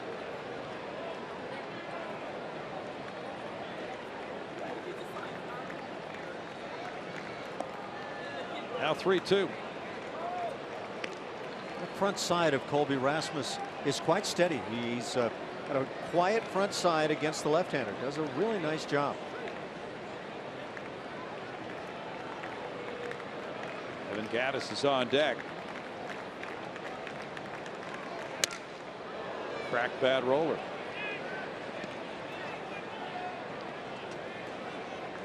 Colby singled in the second. He popped up in the fourth.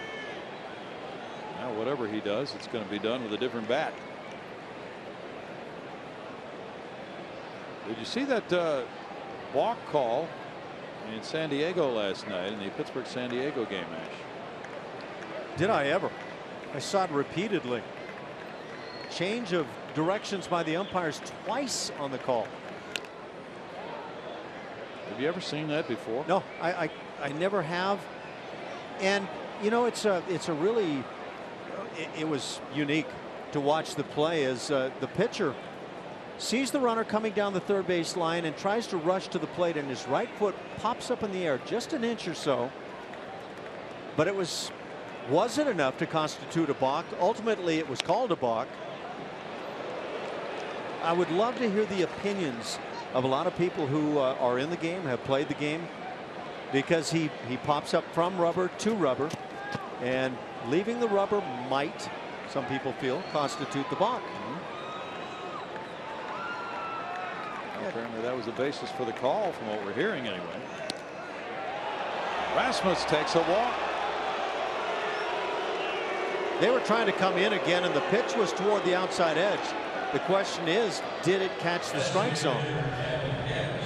Colby's going to head to first base. But yeah, you know, umpires get locked in like hitters a lot of times and just forget about the other side of the plate, and that was easily callable. Now Doug Brocail is out to the mound. Tom Wilhelmsen is warming up. We go to Julia Morales. We're going to name that Astro, brought to you by your local Honda dealer. Because we just saw him. Yeah, we did. You saw your clues. But no, as he takes off running, it's Doug Brocail. I know a lot of people on Twitter got that correct too. The former Astros pitching coach, former Astro, right there. Good guy. We can't fool people, can we, on these questions? No, they're too smart. They're really quick. They've been hitting the right answer within seconds. Julia, you got to get tough, mean. Eye of the tiger. Evan Gattis with a grounder. There's Beltre to second. Odor to first. 5-4-3 double play. The White home run makes it a 1-run game. 2-1 Texas as White goes deep for the 5th time.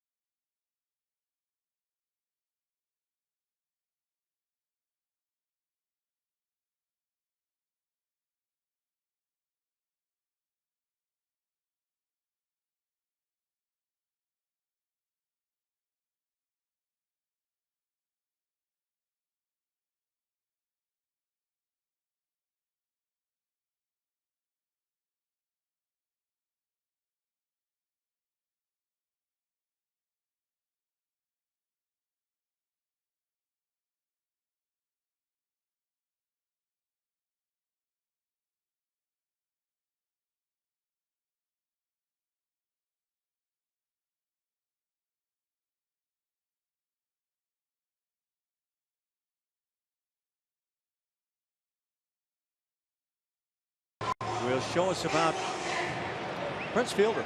Big guy, and his home runs against the Astros over his career. You can see he pulls most of them, and you would anticipate that. But he also has the power to go straight away, also the other way with a couple of long balls. Prince Fielder has been and continues to be one of the game's great power hitters. He takes a changeup from Doug Fister. There's strike one. Fielder 1 for 2 tonight. Now a 2-1 game after the Tyler White long ball. White just continues to be so impressive.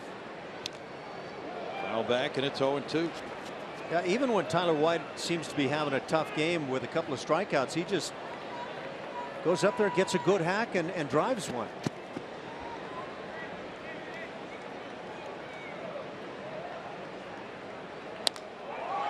Out to right center field. Springer with a long run. Springer will lay out for it, and George Springer makes a fantastic play in right center.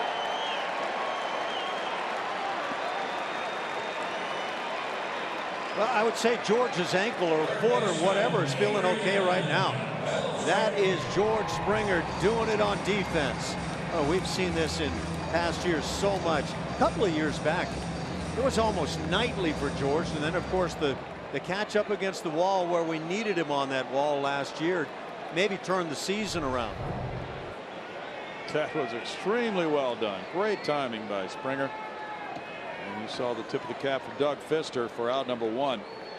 Adrian Beltre's 0 for 2. Tremendous play by Springer.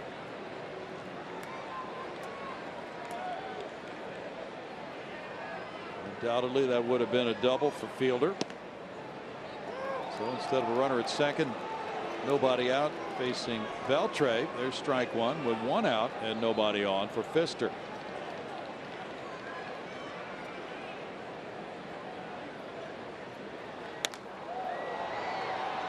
Outside the right field line, that's out of play. 0-2. I don't know about you, Ash. The numbers indicate for the Astros not a bad start defensively. 4 unearned runs allowed, same number as the Rangers have allowed. They've made 7 errors coming into this game, and the Rangers 8. So not horrible in terms of errors, but there have been some plays not made. I don't think this club has played so far as well defensively as it did last year. Yeah, I would say the difference right now between these two clubs, one major one anyway, is hitting with runners in scoring position. Night and day. 1-2. That was just one of the greatest plays we've seen defensively, and not talking about that, talking about just making routine plays. Yep. That was a sparkler by Springer.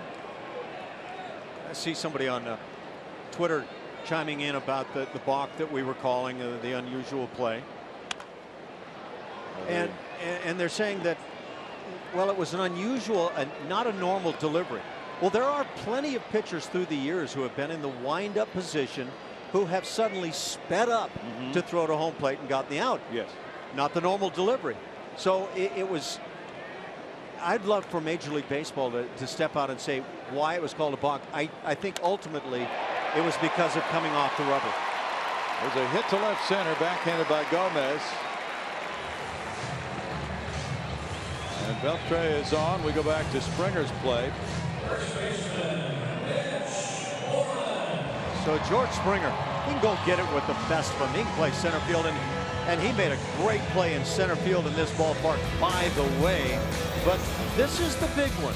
This is the one we remember on that wall. The Astros needed him there, and they came back and won that game. That would have been a game ender. But George Springer makes the play. And just a spectacular play. He knew that wall was coming up and didn't let it stop him at all. Mitch Moreland doubled to left last time up. He's 1 for 2. There's ball 1. A play like that, even though the Astros, as you indicated, have not been hitting the way they would have liked with men in scoring position, that kind of a play that could stop the opponent from having a big inning can be impactful as well.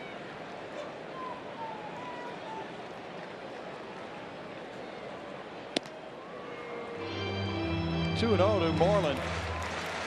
And the point being that the Astros, by and large, you see Will Harris warming up, have a pitch to contact pitching staff.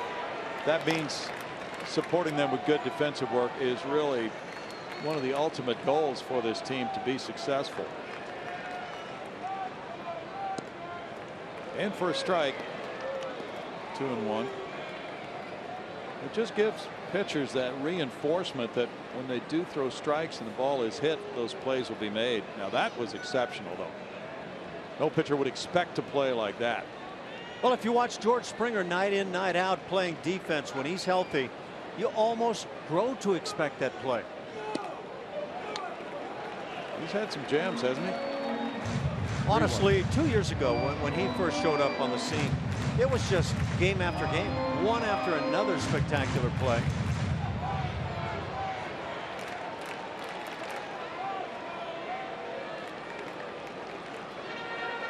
He's maybe a little bigger, stronger guy right now than when he came up. I'm not sure he could be stronger than the bull he was at that time, but proving he can still do it. 3 balls and a strike. Castro out talking with Pfister, with Harris getting loose. Pitch count at 89, so this could help to buy some time for Will Harris.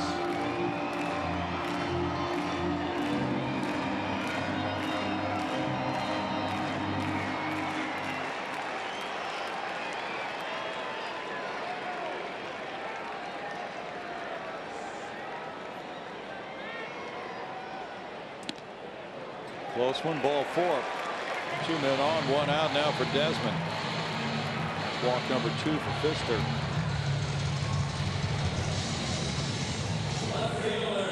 Take a peek at this pitch. Stays off the plate. Little cutter trying to come back to the edge. Now AJ is on his way out. It's looking more and more like Will Harris is coming in to face Desmond. 90 pitches in for Pfister.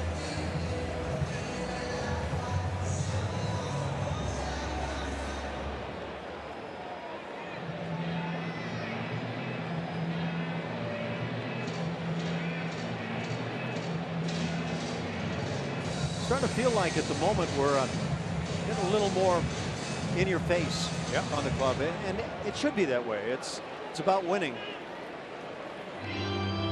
It's always interesting to watch that byplay when the manager goes out in a situation like this, right?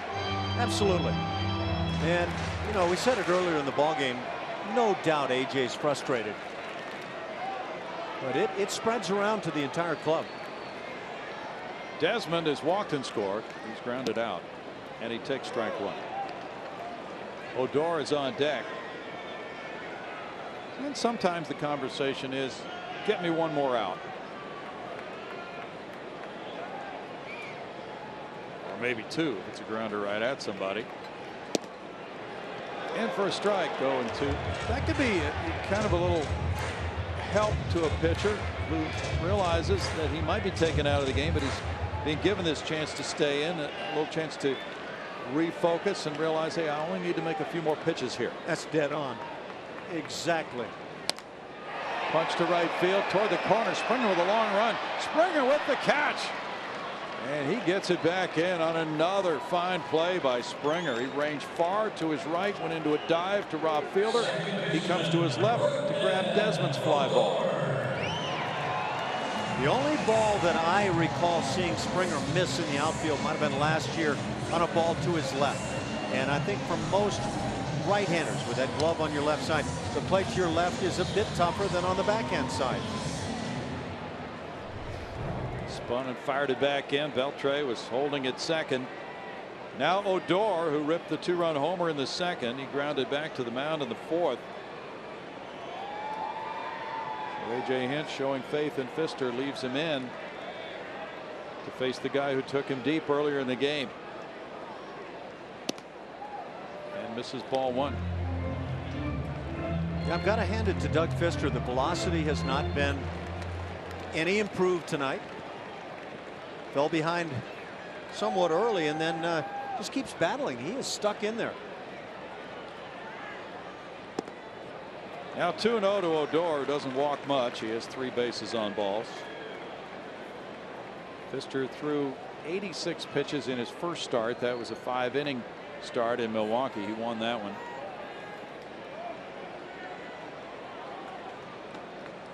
Odor smacks a line drive, but Colby Rasmus is there to catch it.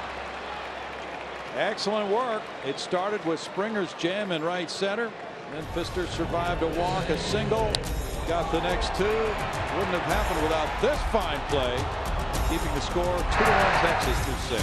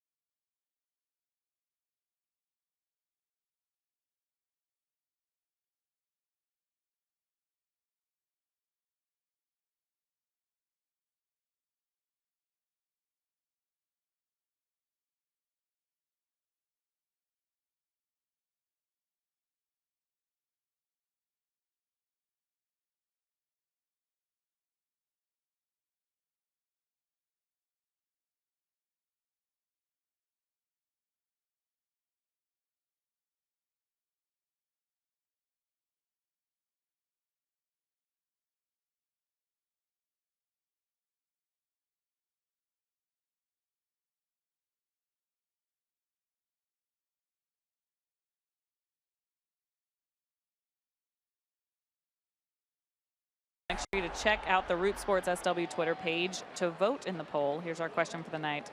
It's a fun one. Who's your most disliked Ranger? Fielder, Beltre, Odor, or Josh Hamilton? Good luck, Astros fans. Boy, I can't wait to see this. That's the way to spread the love. Stirring it up. Carlos Gomez takes, and there's ball one. Odor staying loose at second base. Beltre really likes to have fun on the baseball field, but he's done a lot of damage. Gomez bunted for a hit, and he struck out swinging. And Fielder has had a career against the Astros with 30 home runs. 2-0. Gonzalez on deck. Castro to follow. Now it's 3 balls, no strikes. In the last inning, there was bullpen activity for the Rangers. Wilhelmsen was warming up. And there's a 4-pitch walk here to open the 7th, the 3rd walk of the night for Hamels. That's where you get big rallies started.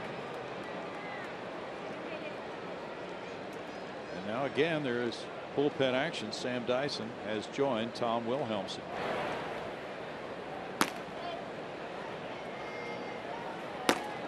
Marwin Gonzalez is 0 for 2. He reached on the throwing error by Hamels in the 5th inning. Each club with 5 hits. The Rangers have that 1 error. Each club has left 5. And for strike 1 as Hamels with a 91-mile-per-hour fastball gets ahead after throwing 4 straight balls. Mets 4, Phillies 4. They're in the bottom of the 8th in Philadelphia. Yoenis Cespedes hit his 5th home run. Lucas Duda number 3 for the Metropolitans.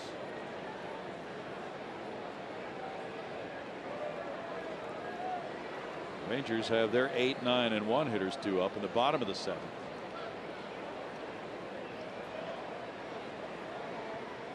Throw goes over to first. But wait a minute, he changed his delivery. Just as long as you don't do anything wrong.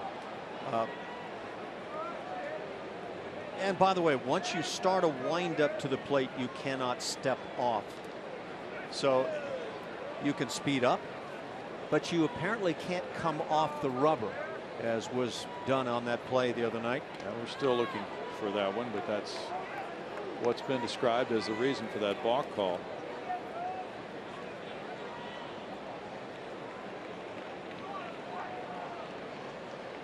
Gomez is 1 for 2 in steals this season. 222 for his career. 78% of the time he's tried it, he's made it.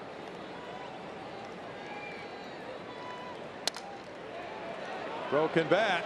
Odor has the one play at first. 1 out. Gomez to second.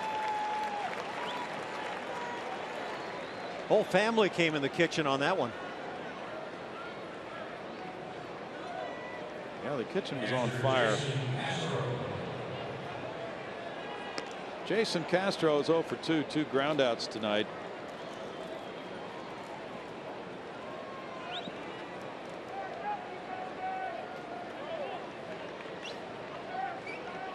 And that was like a first-time attempt at baked Alaska in the kitchen.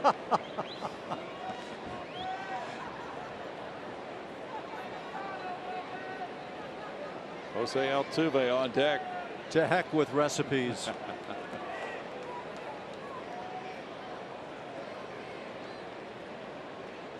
Gomez takes off for third. Pitch inside, and he'll make it. The ball popped out of the hand of Holiday.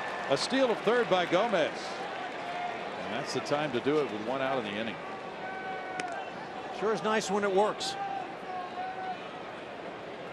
Again, a game that early on saw the Astros run into some serious and very poor mistakes on the base paths. With an exchange there at the plate, Holiday had a chance, it would appear to me, to have picked up another out. Steal number 2 of the year for Gomez. That brings the infield in for Castro now. And showing bunt. He takes 2-0 now.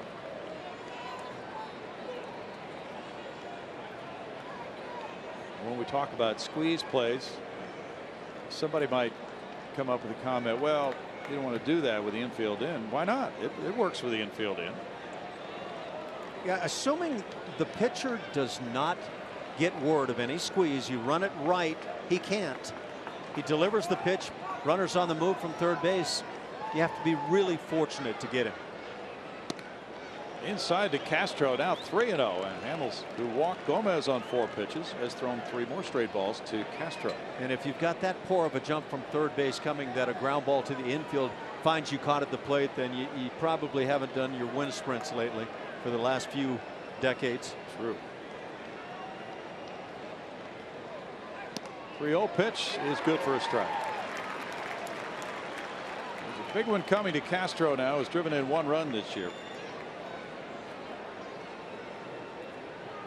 If Jason gets a fastball in the strike zone right here, it ought to be hit hard. He fouls it.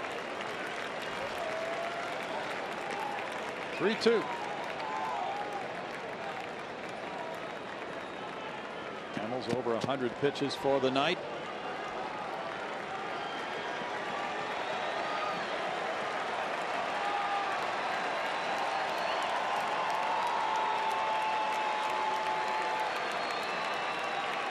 He threw 104 pitches opening day here, 106 last time out against Baltimore. Now Holiday will visit. You know what the Rangers don't want is runners at first and third with Altuve at the plate, the man at third base being the potential tying run. So this is a huge out for Hamels and company. Had to work hard in that first inning with 18 pitches, and again in the second with 17.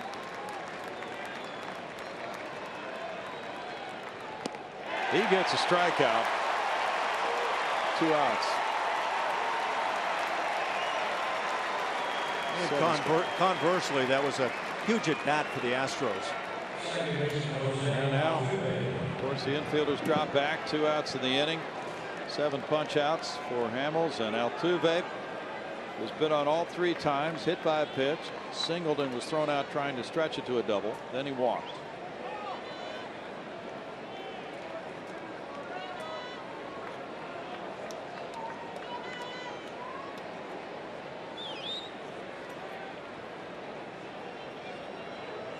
His on base average was .381, and he's been on all 3 times in this one. In for strike 1.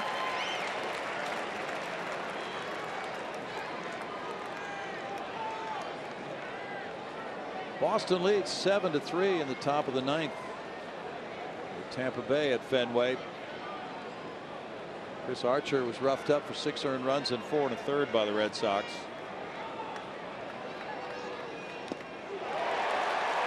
Oh, 2.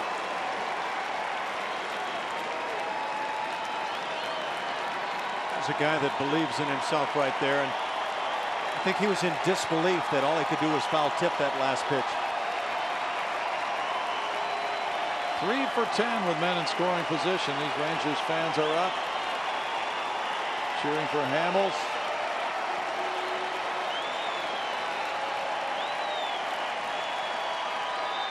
In the dirt, and here comes Gomez. Oh, it hit him. It hit him. So the run cannot score. Altuve, for the 2nd time tonight, is hit by the pitch. And he's on for the 4th straight time in this game, bringing up Springer. Hit on an 0-2 pitch. Again, that pattern of trying to pitch in, the front foot at the toe was hit, and I'm not sure. In fact, I have no idea why AJ would be out discussing this. Is he wondering if it didn't hit him, then the run would have scored? Clearly that would be the case, but Altuve showed that instantly that he was hit by a pitch. Yeah. That's 3 hit batsmen for Hamels tonight.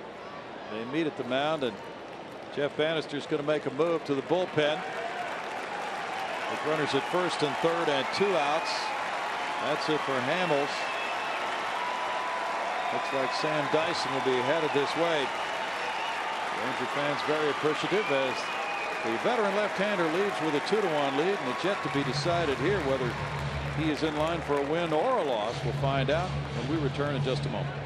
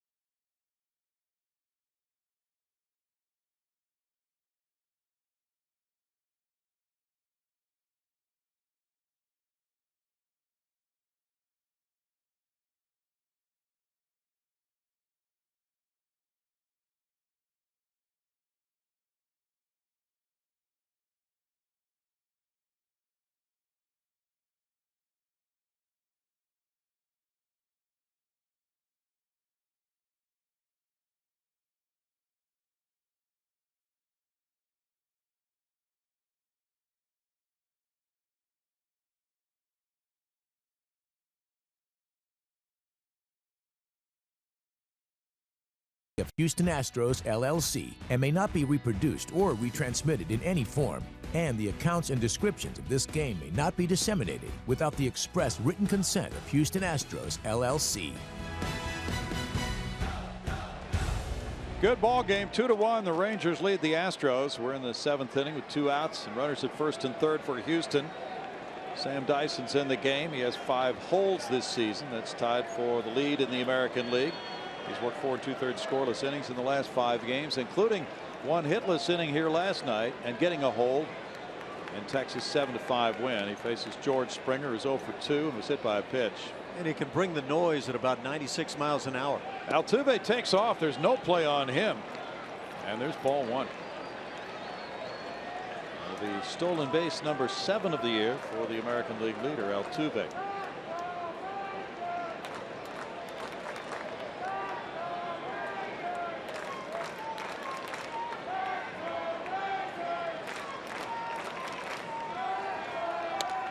Bouncer back to Dyson. And the Rangers are out of trouble in the Astros 7th. No runs, no hits, 2 men left. We move to the bottom half with the score 2-1 Texans.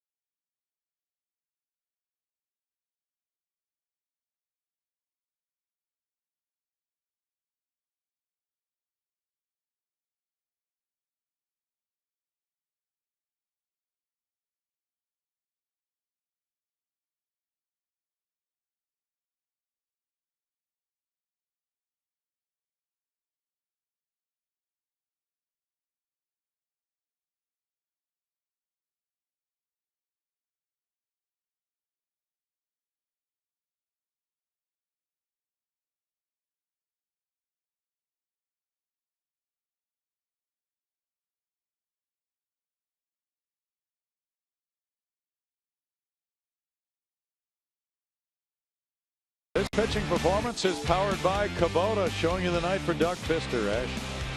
Really battled.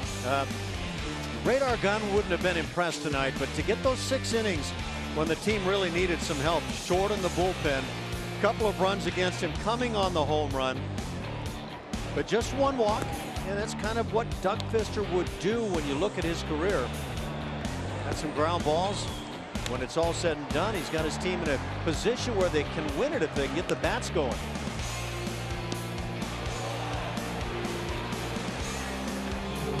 Got a final out there after being confronted by the skip. 2-1 ball game. Fister allowing 5 hits and 2 runs in his 6 innings, walking 2, fanning 1. He threw 96 pitches, 59 were strikes. Will Harris comes in to work the bottom of the 7th.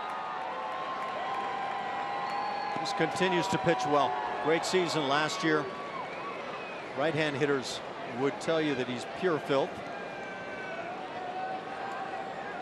And he's kind of viewed as the second lefty, so to speak, even though he's right-handed in the Astros bullpen, because they only have one guy who throws left-handed, Tony Sipp. Elvis Andrus double to right center in the 5th. He's 1 for 2. Ball 1 to Andrus.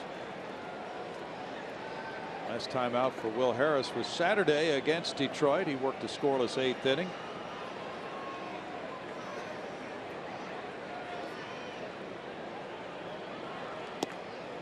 Off the plate, Andrus has a favorable 2-0 count.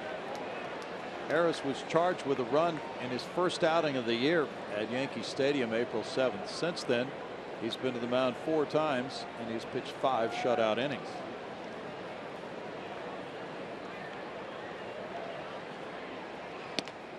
He pounds that one in for a strike to make it 2-1.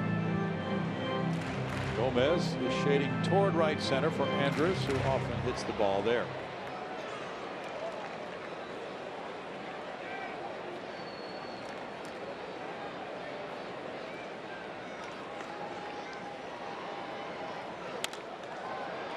Marlon Gonzalez couldn't hold it. Off his glove, on through into left field. Andrus is aboard.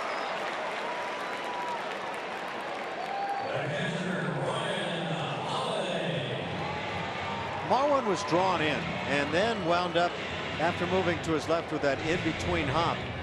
And we can see how this one just kind of gets on him. Never really got down on that play the way I might have anticipated. Now it's Holiday, who twice has flied to left field. That's ruled an error. First of the year for Marwin. In for strike 1 to Holiday.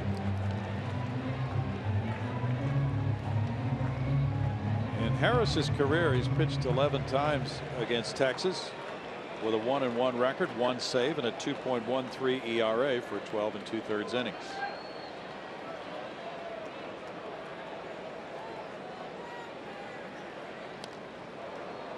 Fouled, and it's an 0-2 count. Lino DeShields is on deck. Each club now has 5 hits and 1 error.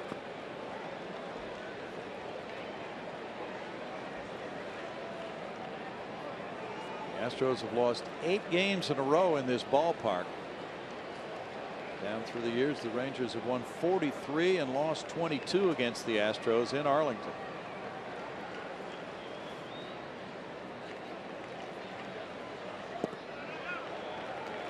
One 2 to Holiday.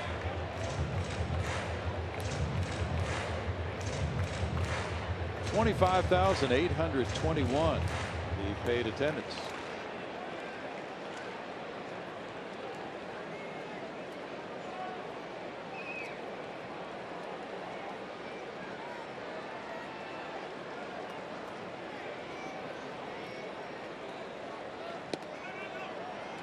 Now 2-2.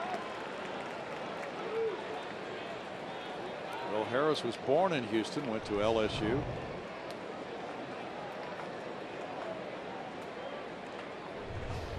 Just off the plate there. What Did he have that sensational year you talked about? 71 innings, fourth most by an American League relief pitcher last year. And the throw goes over to first. Yeah, that bullpen a year ago was a very large part of why the Astros were able to take the big step forward, move into postseason play. But that bullpen has struggled along at the start of this season.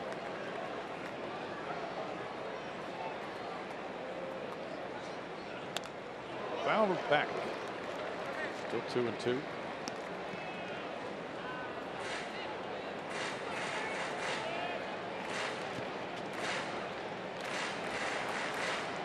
Hamels threw 106 pitches.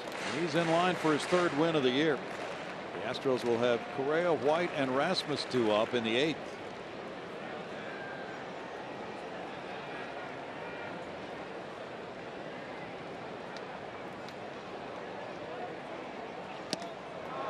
Swing and a miss for a strikeout. A big out, number 1. DeShields will be next. He's grounded out all 3 times.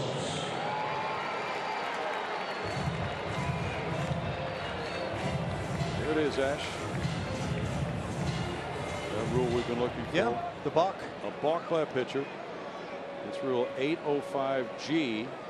It is a balk when the pitcher makes any motion naturally associated with his pitch while he is not touching the pitcher's plate. So once, and I'm not even sure who the pitcher was, having watched it a few times, but once he popped off the rubber by, I don't know, an inch, maybe 2 at the most, right, and it was instantaneous. So that would make the call a correct one ultimately, but it was odd the way they got there. Just maintain contact with the pitcher's plate or rubber at all times.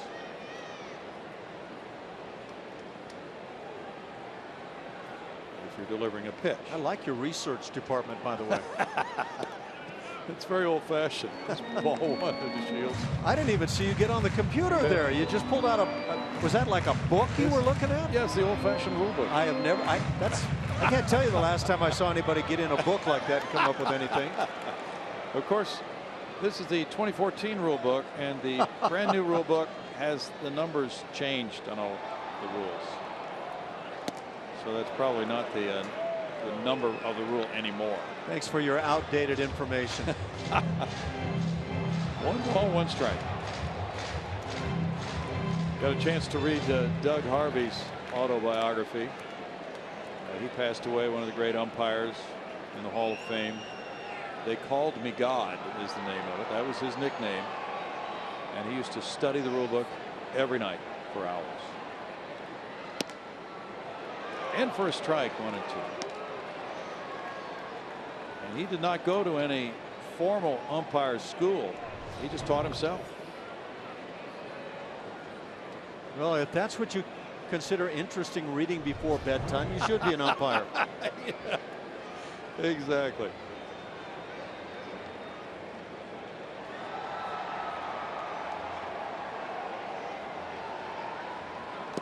DeShields is down on strikes.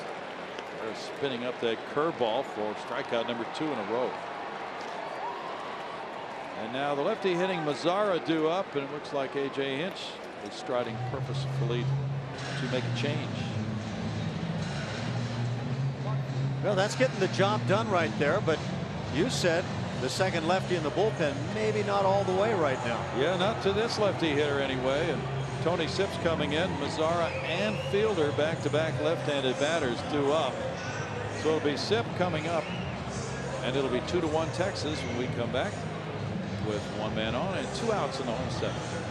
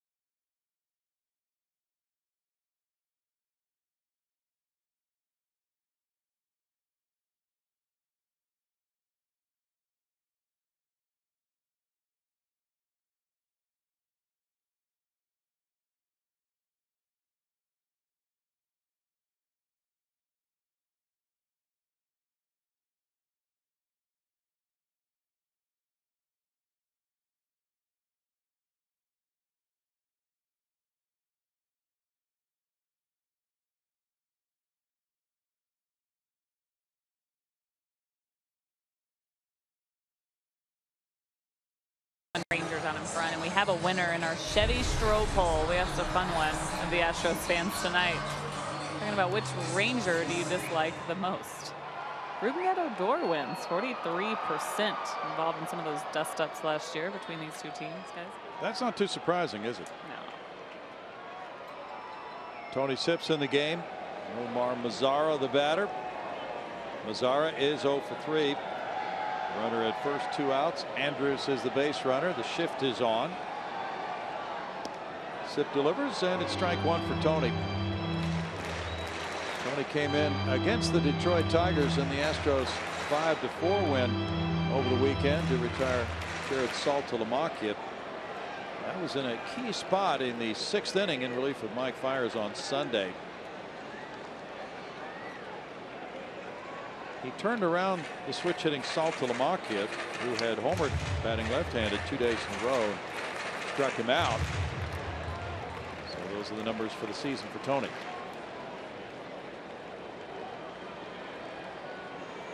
Even though the ERA is 5.79, he gave up 3 earned runs in his first 3 outings. Last 3 have produced scoreless baseball for Tony. Does that batting stance make you think of former Astro Luis Gonzalez? Yeah, a little bit.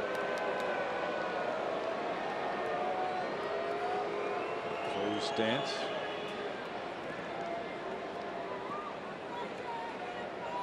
He's open, isn't he? Yeah, and Luis used to get that right heel just like this, right on that back chalk, or the distant chalk. That's true. Gonzo was open. 1-1. It's all kind of window dressing at the beginning.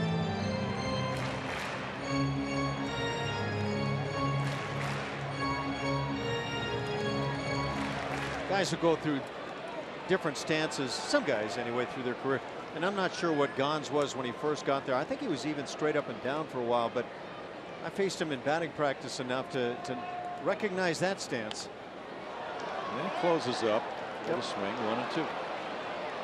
All right, so explain why you think a guy would set up this way with the open stance. Well, you know, Altuve's a guy who sets up slightly open, and then there's been a lot of talk about him diving with that front foot, and he does. But what it does is brings you toward the plate. Jeff Bagwell used to come toward the plate with an open stance.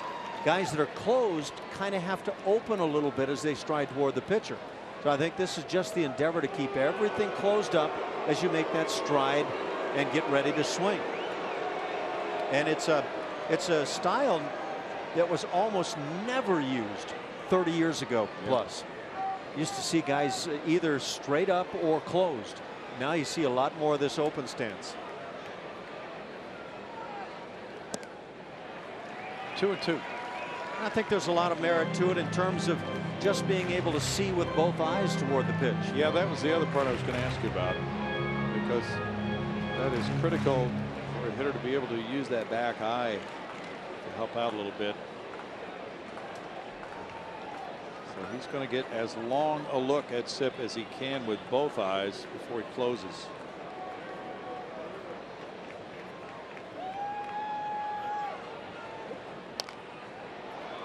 He hooked that one foul. I was just watching because we were talking about his eyes, watching his eyes, and once he closed, he still tries to maintain that same head position, doesn't he? Keep your head maybe nose pointed a bit toward the mound. That helps you see with the back eye.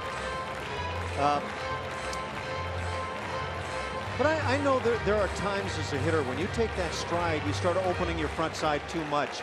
And I think this probably helps in that regard a good deal.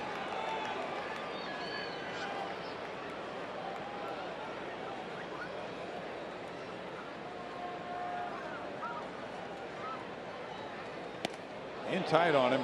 That's a full count.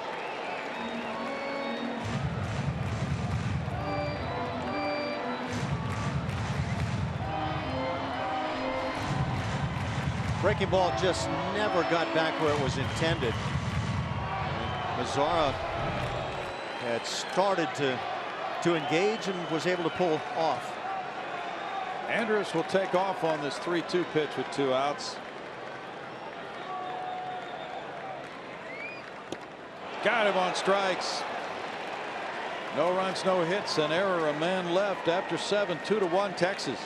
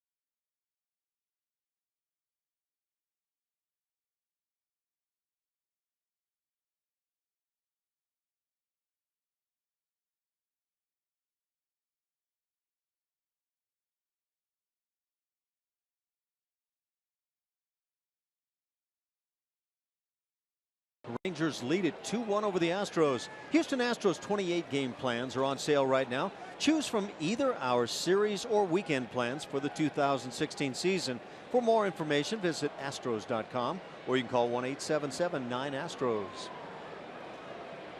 Rangers lead 2-1. Carlos Correa leads it off in the 8th. He's 0 for 3. Sam Dyson deals, and it's ball 1.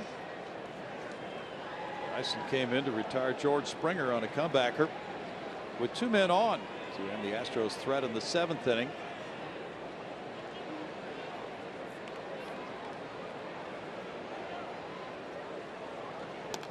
Correa taps a foul. 1 ball, 1 strike to Carlos. 309 career hitter against Texas. 4 homers, 9 runs batted in. The Astros clearly need the bat of Carlos Correa. They need his entire game. But that bat has seriously been quieted lately.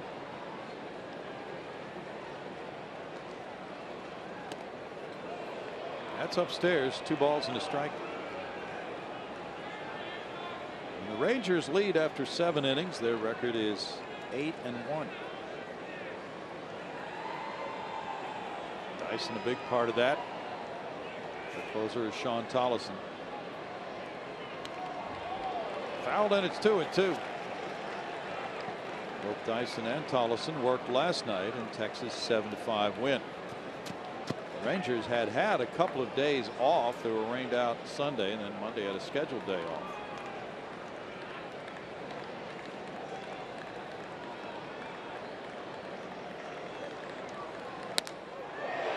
Out to right center field. Here's to Shields. And that one bangs off the wall. Picked up by Mazzara. He fires towards second. Double for Correa. And he gave that one a good swing. 3rd double of the year for Correa. Silenced no longer. Get that thing engaged in the offense and going to help enormously. Breaking ball stayed up out over the plate. So don't try to pull it, drive it the other way, and comes close to tying this game. He really did. He hit it off that angled wall, and it was played perfectly by Mazzara. Correa gets it started in the 8th with an extra base hit. Tyler White follows. He homered in the 6th inning, a line drive to left center after striking out twice tonight. Odor is playing very close to the bag at second, leaving the right side of the infield pretty well open. Broken bat to third. Beltre checks the runner. 1 out. unproductive out, and it's set up by the Dyson fastball right on the hands. Near impossible to hit that ball the other way. And so that's getting beat by the pitcher. Bannister's on his way to the hill. Rasmus scheduled up next. Last night, lefty Jake Diekman came in and got a key out. And there is Diekman again. In fact, he struck out right-handed hitting Tyler White last night. Now Rasmus getting ready to face Diekman. Dyson comes out of the game after 2/3 of an inning. And it'll be this former Philadelphia Philly when we come back with a score 2-1 Texas.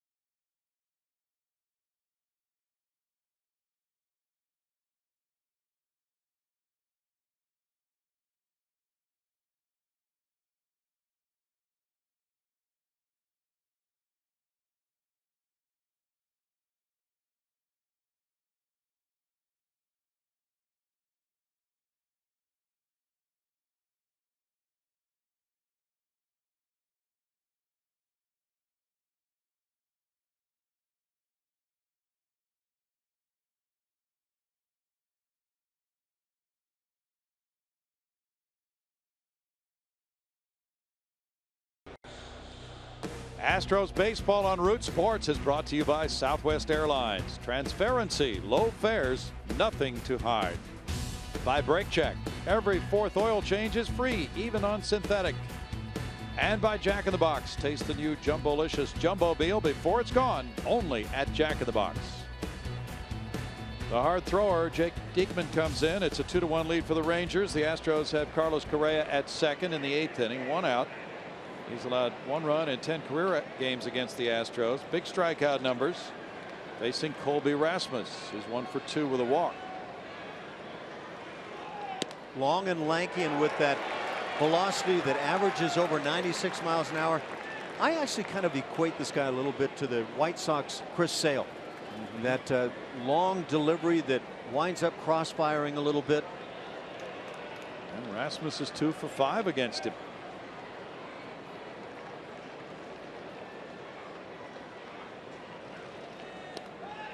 He's tied up on that inside pitch. It's a foul ball.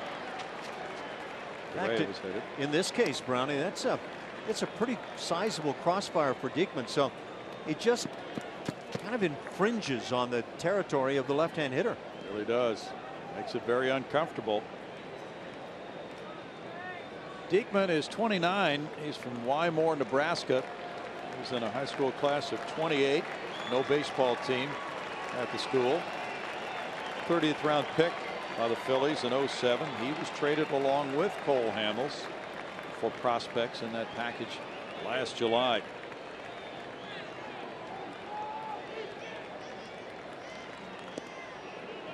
Good stop by the catcher Holiday. It's 1-2. Yeah, from that arm angle, that requires a left-handed hitter to have some guts.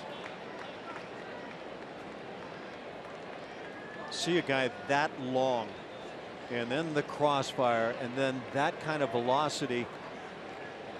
Better be awfully tough from the left side of the plate. Mid-90s on the fastball, sharp slider.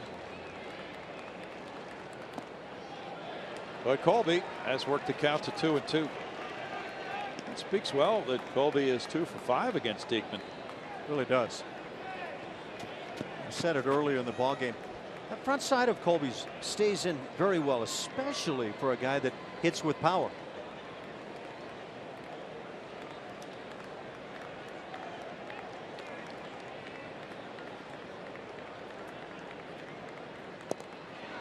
Now 3-2.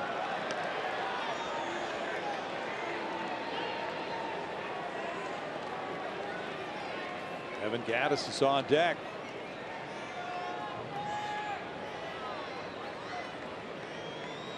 Dyson and Diekman sharing this 8th inning to try to protect the 1-run lead. That's strike 3. 2 outs. And then he puts it right at the knees, maybe bottom of the knees. See how close this is. Man. Big moment, great pitch. It really was. Gattis is 1 for 3. A ground ball single in the 2nd inning.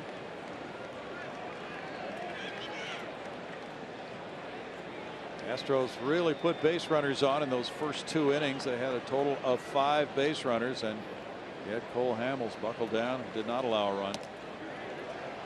Not until the White homer in the 6th. Ball 1 to Gattis.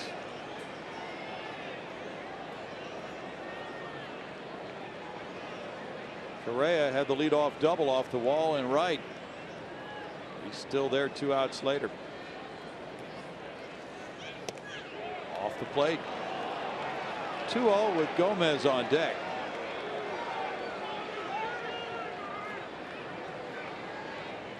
Gattis is continuing to catch bullpens just about every day.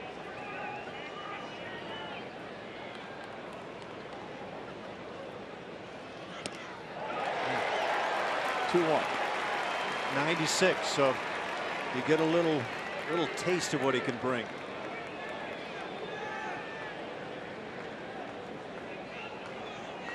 Rangers have fielder Beltre and Moreland 2 up in the bottom of the inning. And Giles.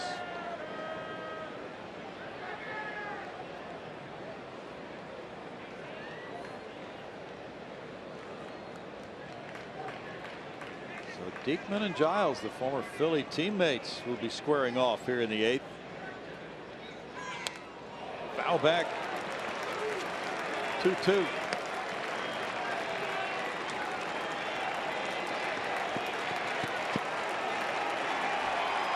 Good game tonight.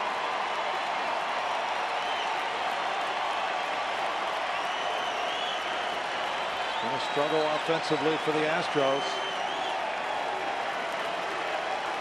The Rangers also have been kept down by the Astros pitching. Strike 3 call. Leadoff double, no runs, 1 hit. 1 left. We go to the bottom of the 8th, 2-1 Texas.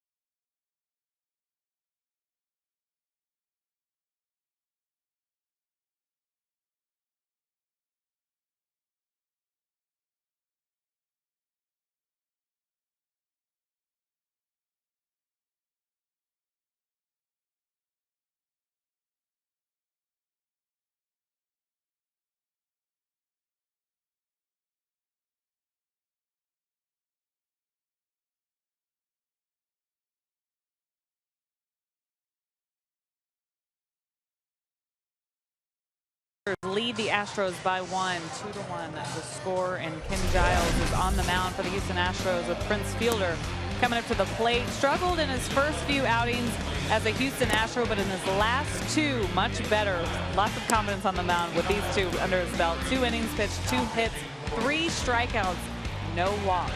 Most importantly, no home runs, guys, which is what he struggled with early this season. Hopefully things are starting to turn around in a good way for Ken Giles. And as he warms up, Julia, we saw footage of what he did in that 8th inning Sunday against Detroit, striking out Miguel Cabrera and Victor Martinez. Then with 2 outs, 2 on, after an error and a single, he got Saltalamacchia on a ground out, getting a hole in the 5-4 Houston win. He's had 3 holds. He's had a loss. Gave up homers in his first 2 outings and 3 of the first 4. But he's pitched scoreless baseball his last 2. And now it's the 3-4-5 hitters of the Rangers. Fielder, Beltre, Moreland. What a job by Jake Diekman to finish off that previous half inning. 2 called third strikes on 3-2 and 2-2 pitches. And now Fielder 1 for 3 tonight. Takes a 96-mile-per-hour heater, strike 1. George Springer committed larceny on Fielder with a tremendous play in right center in the 6th inning on his line drive.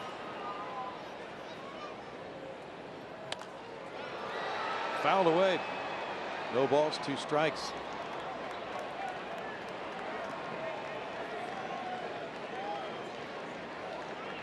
Yeah, the relief pitching has shown you the caliber of both of these clubs in the late innings. Dyson worked 2/3 of an inning, allowing 1 hit, no runs, with no walks, no strikeouts. Fielder pops it up. Wide underneath. He dropped it.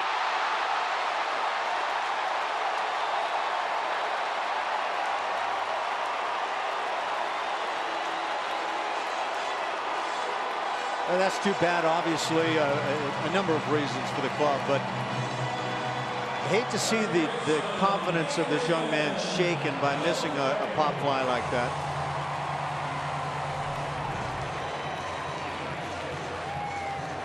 Did nothing wrong with his feet, just betrayed by the glove. Pitch runner coming in now for Fielder. Bouncer Alberto.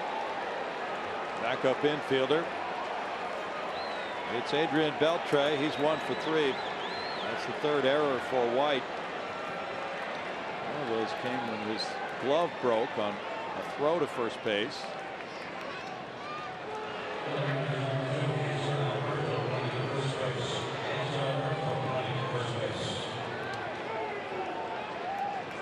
Rangers have only a 3-man bench. Alberto playing all the infield positions if they need.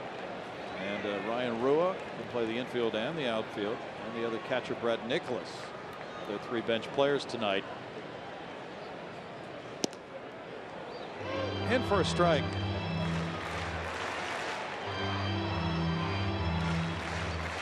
It was a fascinating trade between the Astros and the Phillies, bringing Giles to Houston. Ken's 25 years old, from Albuquerque, New Mexico. He had 15 saves for the Phillies last year.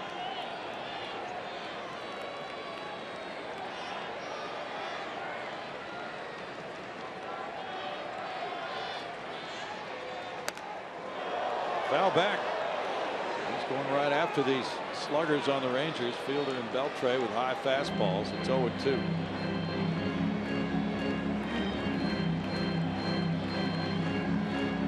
Ken Giles had a total of 69 walks and 107 innings his first 2 years in pro ball.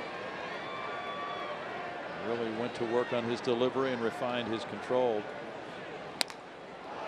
Foul back.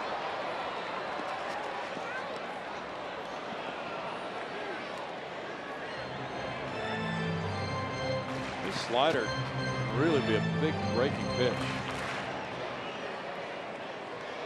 And he had some input from Brad Lidge on how to grip that slider. Talked quite a bit with Brad when they were with the Phillies. Brad would drop by and just talk. Good pickup. 1-2. Adrian Beltre is so animated at the plate.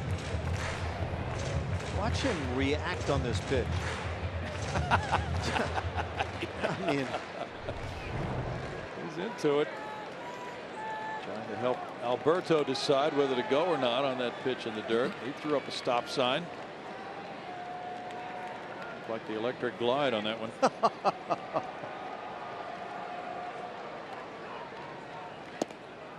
Now 2-2. The Astros have their 7, 8, 9 hitters due up in the ninth. Gomez, Gonzalez, Castro. Anticipating a right-handed closer coming in. They have Preston Tucker and Luis Valbuena available to bat left-handed should they choose to pinch hit. Line into the left field corner. Alberto to third. On a double by Beltre. Second and third, nobody out. People talk about quick bats, but this fastball at 97 was up and in on Beltre, and he got the barrel to it.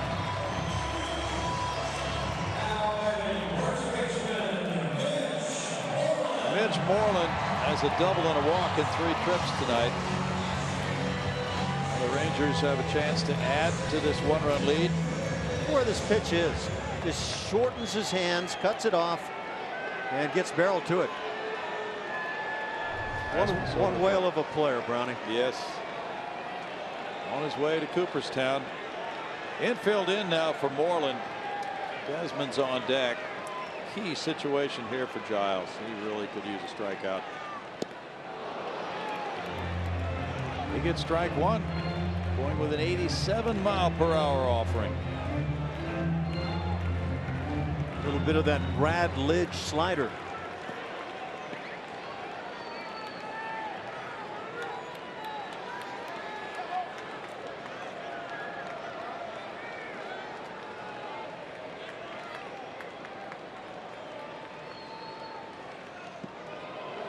Blocked by the chest protector of Castro. It's 1-1. Catcher RBI right there, and Castro continues to do a really solid job with blocking pitches.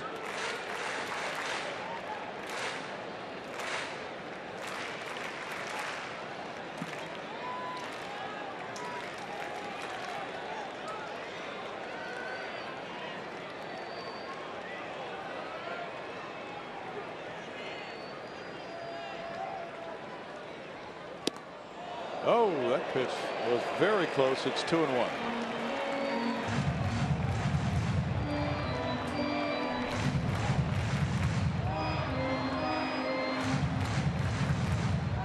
Just outside.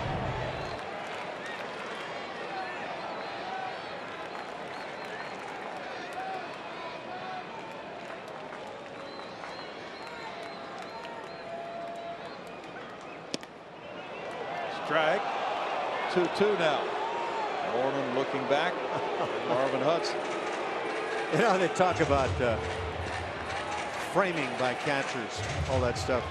So, you know, you do what you can as a catcher, and there was nothing special going on here, but the call was made, and it's a dubious category for me.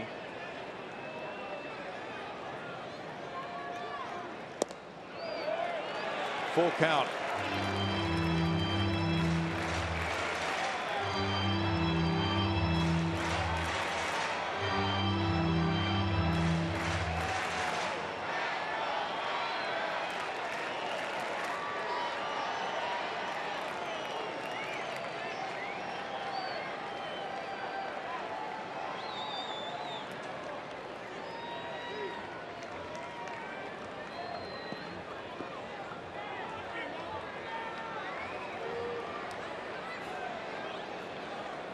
Moreland drove in 85 last year for Texas.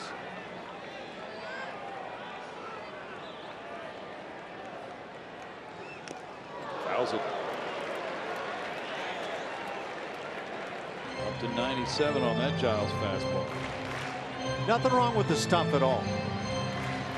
I remember a year when Billy Wagner was hitting 99, 100, and for some reason, and I had an idea at the time, I was actually the bullpen coach on the team at the time, but Billy was getting raked around. And just a change of arm angle. He was trying to learn to throw a slider rather than the curveball that he had had. And it brought his arm angle a little higher. Changed everything for him.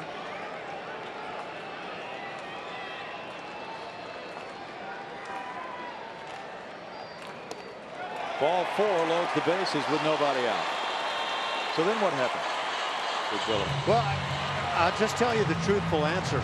I had the chat with Billy about, no, you've changed your arm angle. I'm not going to tell you that it's going to work because you try this, but I said I would drop the curveball, I would go back to what you did, and he did out of almost desperation, and everything slotted right back in, and his stuff was just too good simply when it was all said and done to not succeed.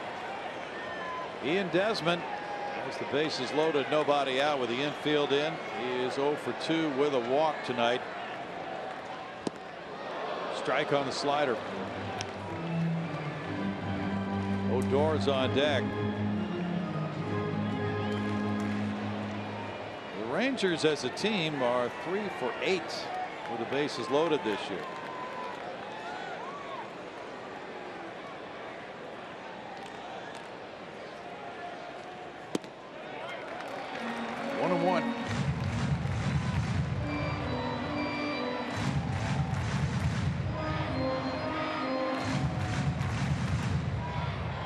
Desmond had some very good RBI years with Washington, 80 in 2013 and 91 in 14.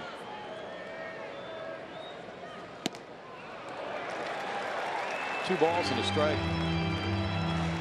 Just rehashing in my head the Billy Wagner comments. It was the curveball that he wound up dropping and kind of allowed his arm to drop back down a little bit, and out of that slot he was nearly untouchable.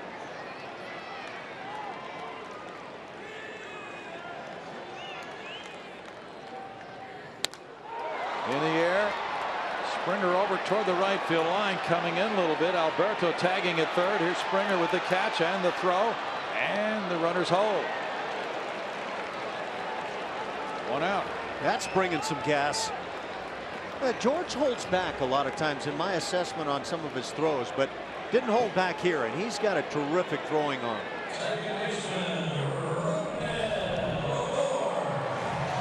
Actually had to take a couple of extra steps there, but he brought it on the money to the plate. He's been a defensive weapon in this game. Rougned Odor has driven in both Texas runs with one swing for his second home run of the year in the second inning after Desmond walked. He's 1 for 3. One grand slam, and this year 1 for 1 with the bases loaded. In the dirt, ball 1. You know, really that play right there with the runner holding at third base, same play the Astros faced early in the ballgame. Runner at third in both cases, with the first out of the inning being made on the catch in the outfield, not coming from third base. But in this case, trail runners read the lead runner. True. Unlike in the second inning when the Astros wound up with a key out on the bases after that fly out with the bases loaded and then failed to score. 2-0 now to Odor. Ample early opportunities just wasted. With the thought of a double play, Altuve has shifted his position a little bit. On the right side of the infield, Correa near the bag at second. In the air, foul. 2-1.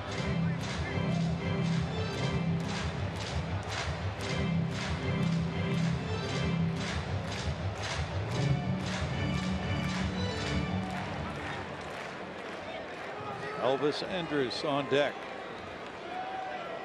That infield trying to be flexible enough that if you get the ground ball that offers the double play, you take it.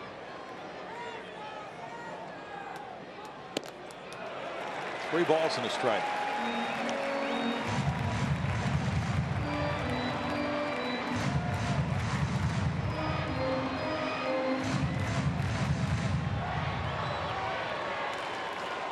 Had walked 1 in 5 2/3 innings when he came into this game. Walked Moreland. Big 3-1 to Odor. Drops it back. It was hard to do anything with that pitch. It was in on his hands.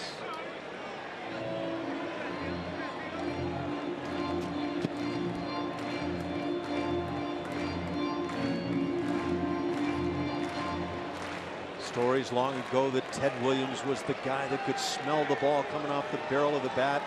Everybody could smell it down there. It leaves a unique smell, and it's kind of cool at the plate. Big 3-2 pitch. In the air, left center field. It's to left field. Rasmus coming in, shallow left, and the runners have to hold again. 2 outs.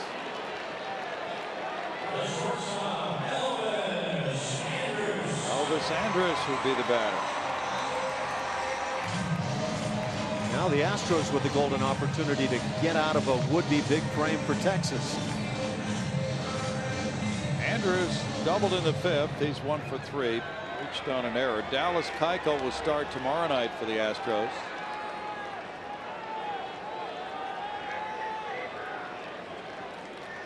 He'll be opposed by A.J. Griffin. Now the infielders have dropped back to 2 outs. Slider, strike 1. Giles maxing out effort with the number of pitches he's throwing. 26 so far here in the 8th inning of a 1-run game.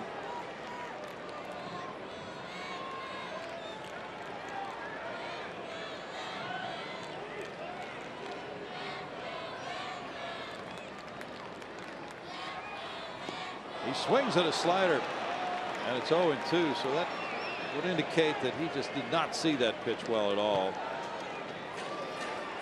2 of those thrown by Giles, and Giles and Castro have seen exactly what you saw. Do you come back one more time with the slider? You'd be tempted to do that. Certainly good reason to think that way. And you know, the pitcher might want to bounce it, but the bases are loaded here.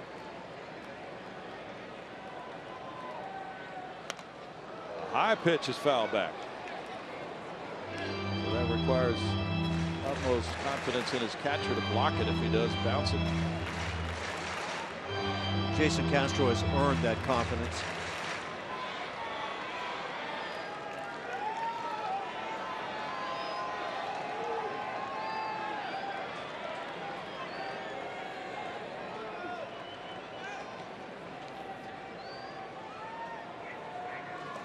He did break one off.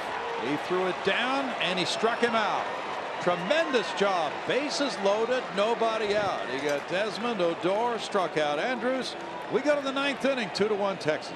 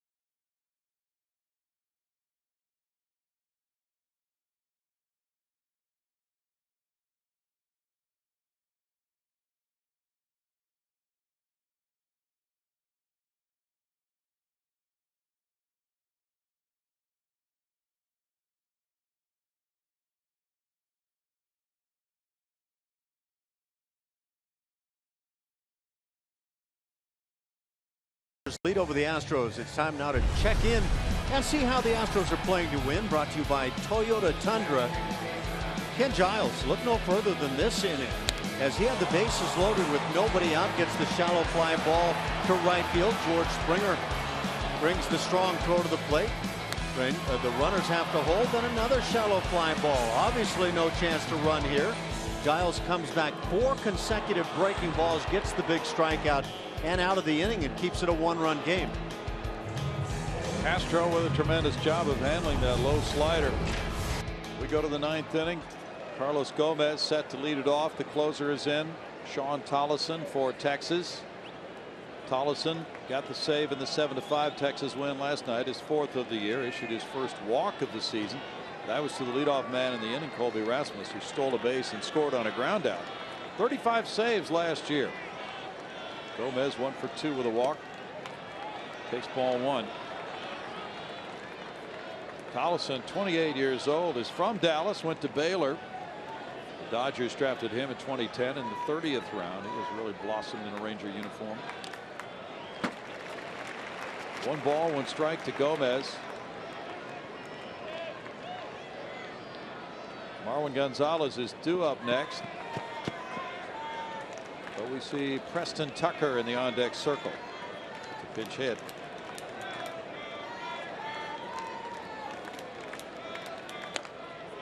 Flicked foul. 1 and 2. Jake Diekman struck out both men he faced in the 8th inning with the runner in scoring position. Rasmus and Gaddis both looking. It's been Dyson for 2/3, Diekman for 2/3, and now Tollison, the 3rd Texas reliever.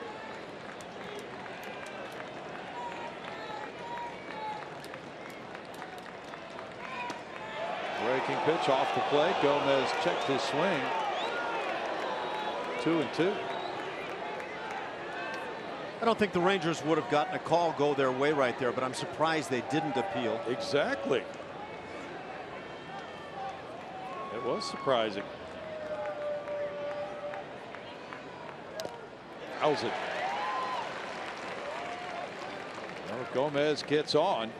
A man who can run will represent the tying run potentially in this game.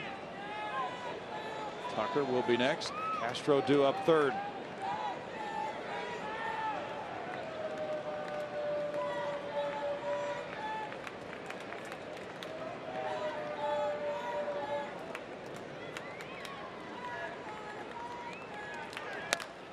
Slap to the right side. There's Moreland getting it to Tollison. Julia. Hey guys, join the Astros at Minute Maid Park this Saturday as they take on the Red Sox. 10,000 fans will receive a Carlos Correa replica white jersey presented by Waste Management. For more information, visit Astros.com or call 1-877-9-ASTROS. That'll be a big game with that giveaway Saturday. Now Preston Tucker pinch hitting for Mr. Gonzalez. Marwin was 0 for 3 in this game. Tucker has had 28 at bats, 7 hits for a .250 average, 2 homers, 3 runs batted in, 0 for 3 pinch hitting.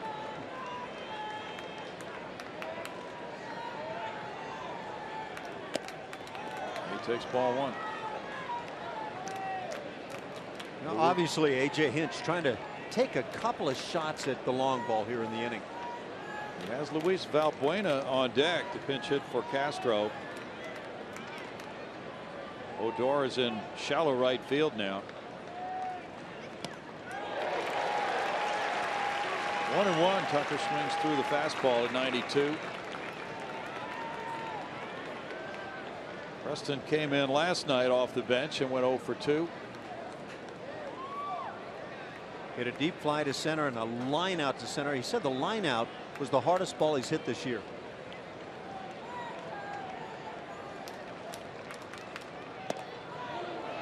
Two balls and a strike.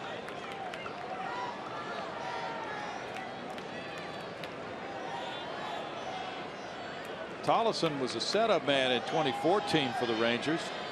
He was a waiver claim. The Rangers saw what he could do and they thrust him into the closer's role. That went extremely well last year. Foul back. 2 balls, 2 strikes.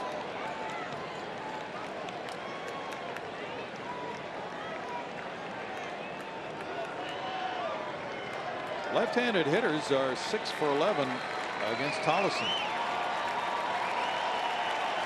Right-handed batters 2 for 13.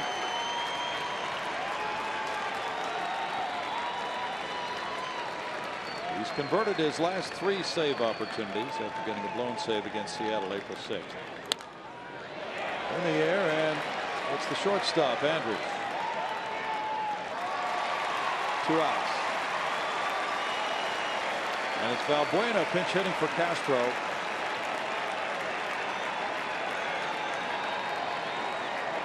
Castro 0 for 3 tonight. A.J. Hinch using both of his left-handed pinch hitters in this inning. Valbuena's hitting 189. No homers, 3 runs batted in for Luis in 37 at-bats with 7 hits, 2 of them doubles. He does not have a pinch hit at bat. Doug Brocail out to the mound.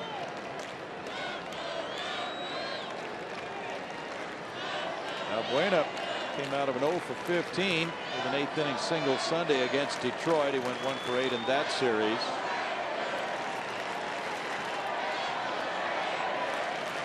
Jose Altuve's on deck.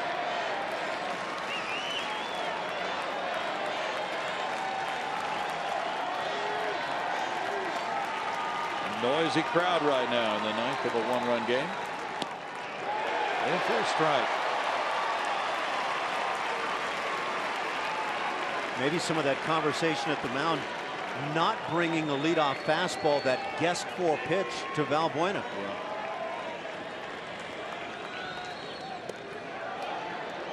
One and one.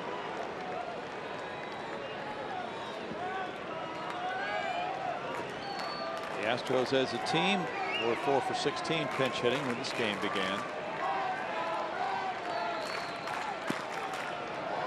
2 balls, 1 strike. 3 pitches. Valbuena has not seen the heater.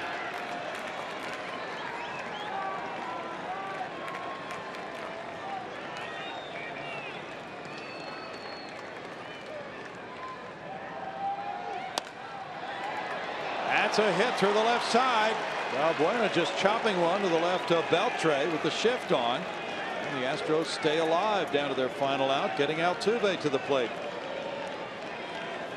Pinch single for Valbuena.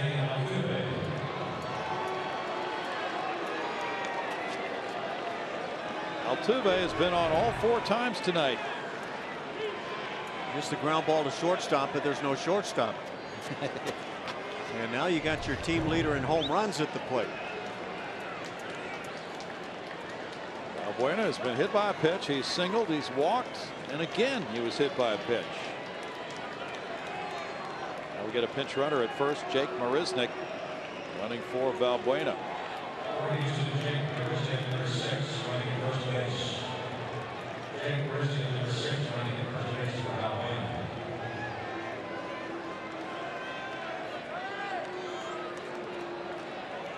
It would really be chancy if he tried to steal a base here. Yeah, I wonder if that's in the cards at all, or do you just let the big man swing it? I would think that would be the solution, what we just said on Altuve getting the at bat for sure.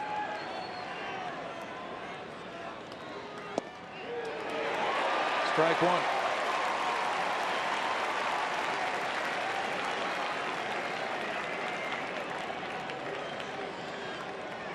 One thing's for sure, Preston Tucker will get his swings. Got tied up a little bit. Beltre's close to the line at third.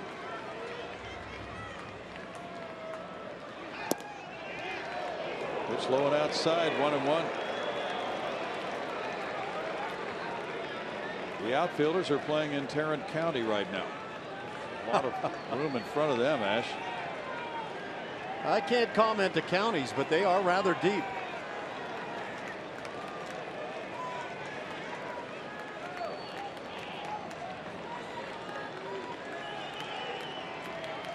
Jose Altuve needs a photo to show his grandchildren someday. This is how they played me every time I came to the plate. But with Marisnick's speed, with 2 outs, he's running on anything hit. He has a chance to score from first on a ball that doesn't reach the wall. And he's doing all he can to get as much of a secondary lead as he can. 2-1. It's the old no doubles defense for the outfield, and yet that places them so deep.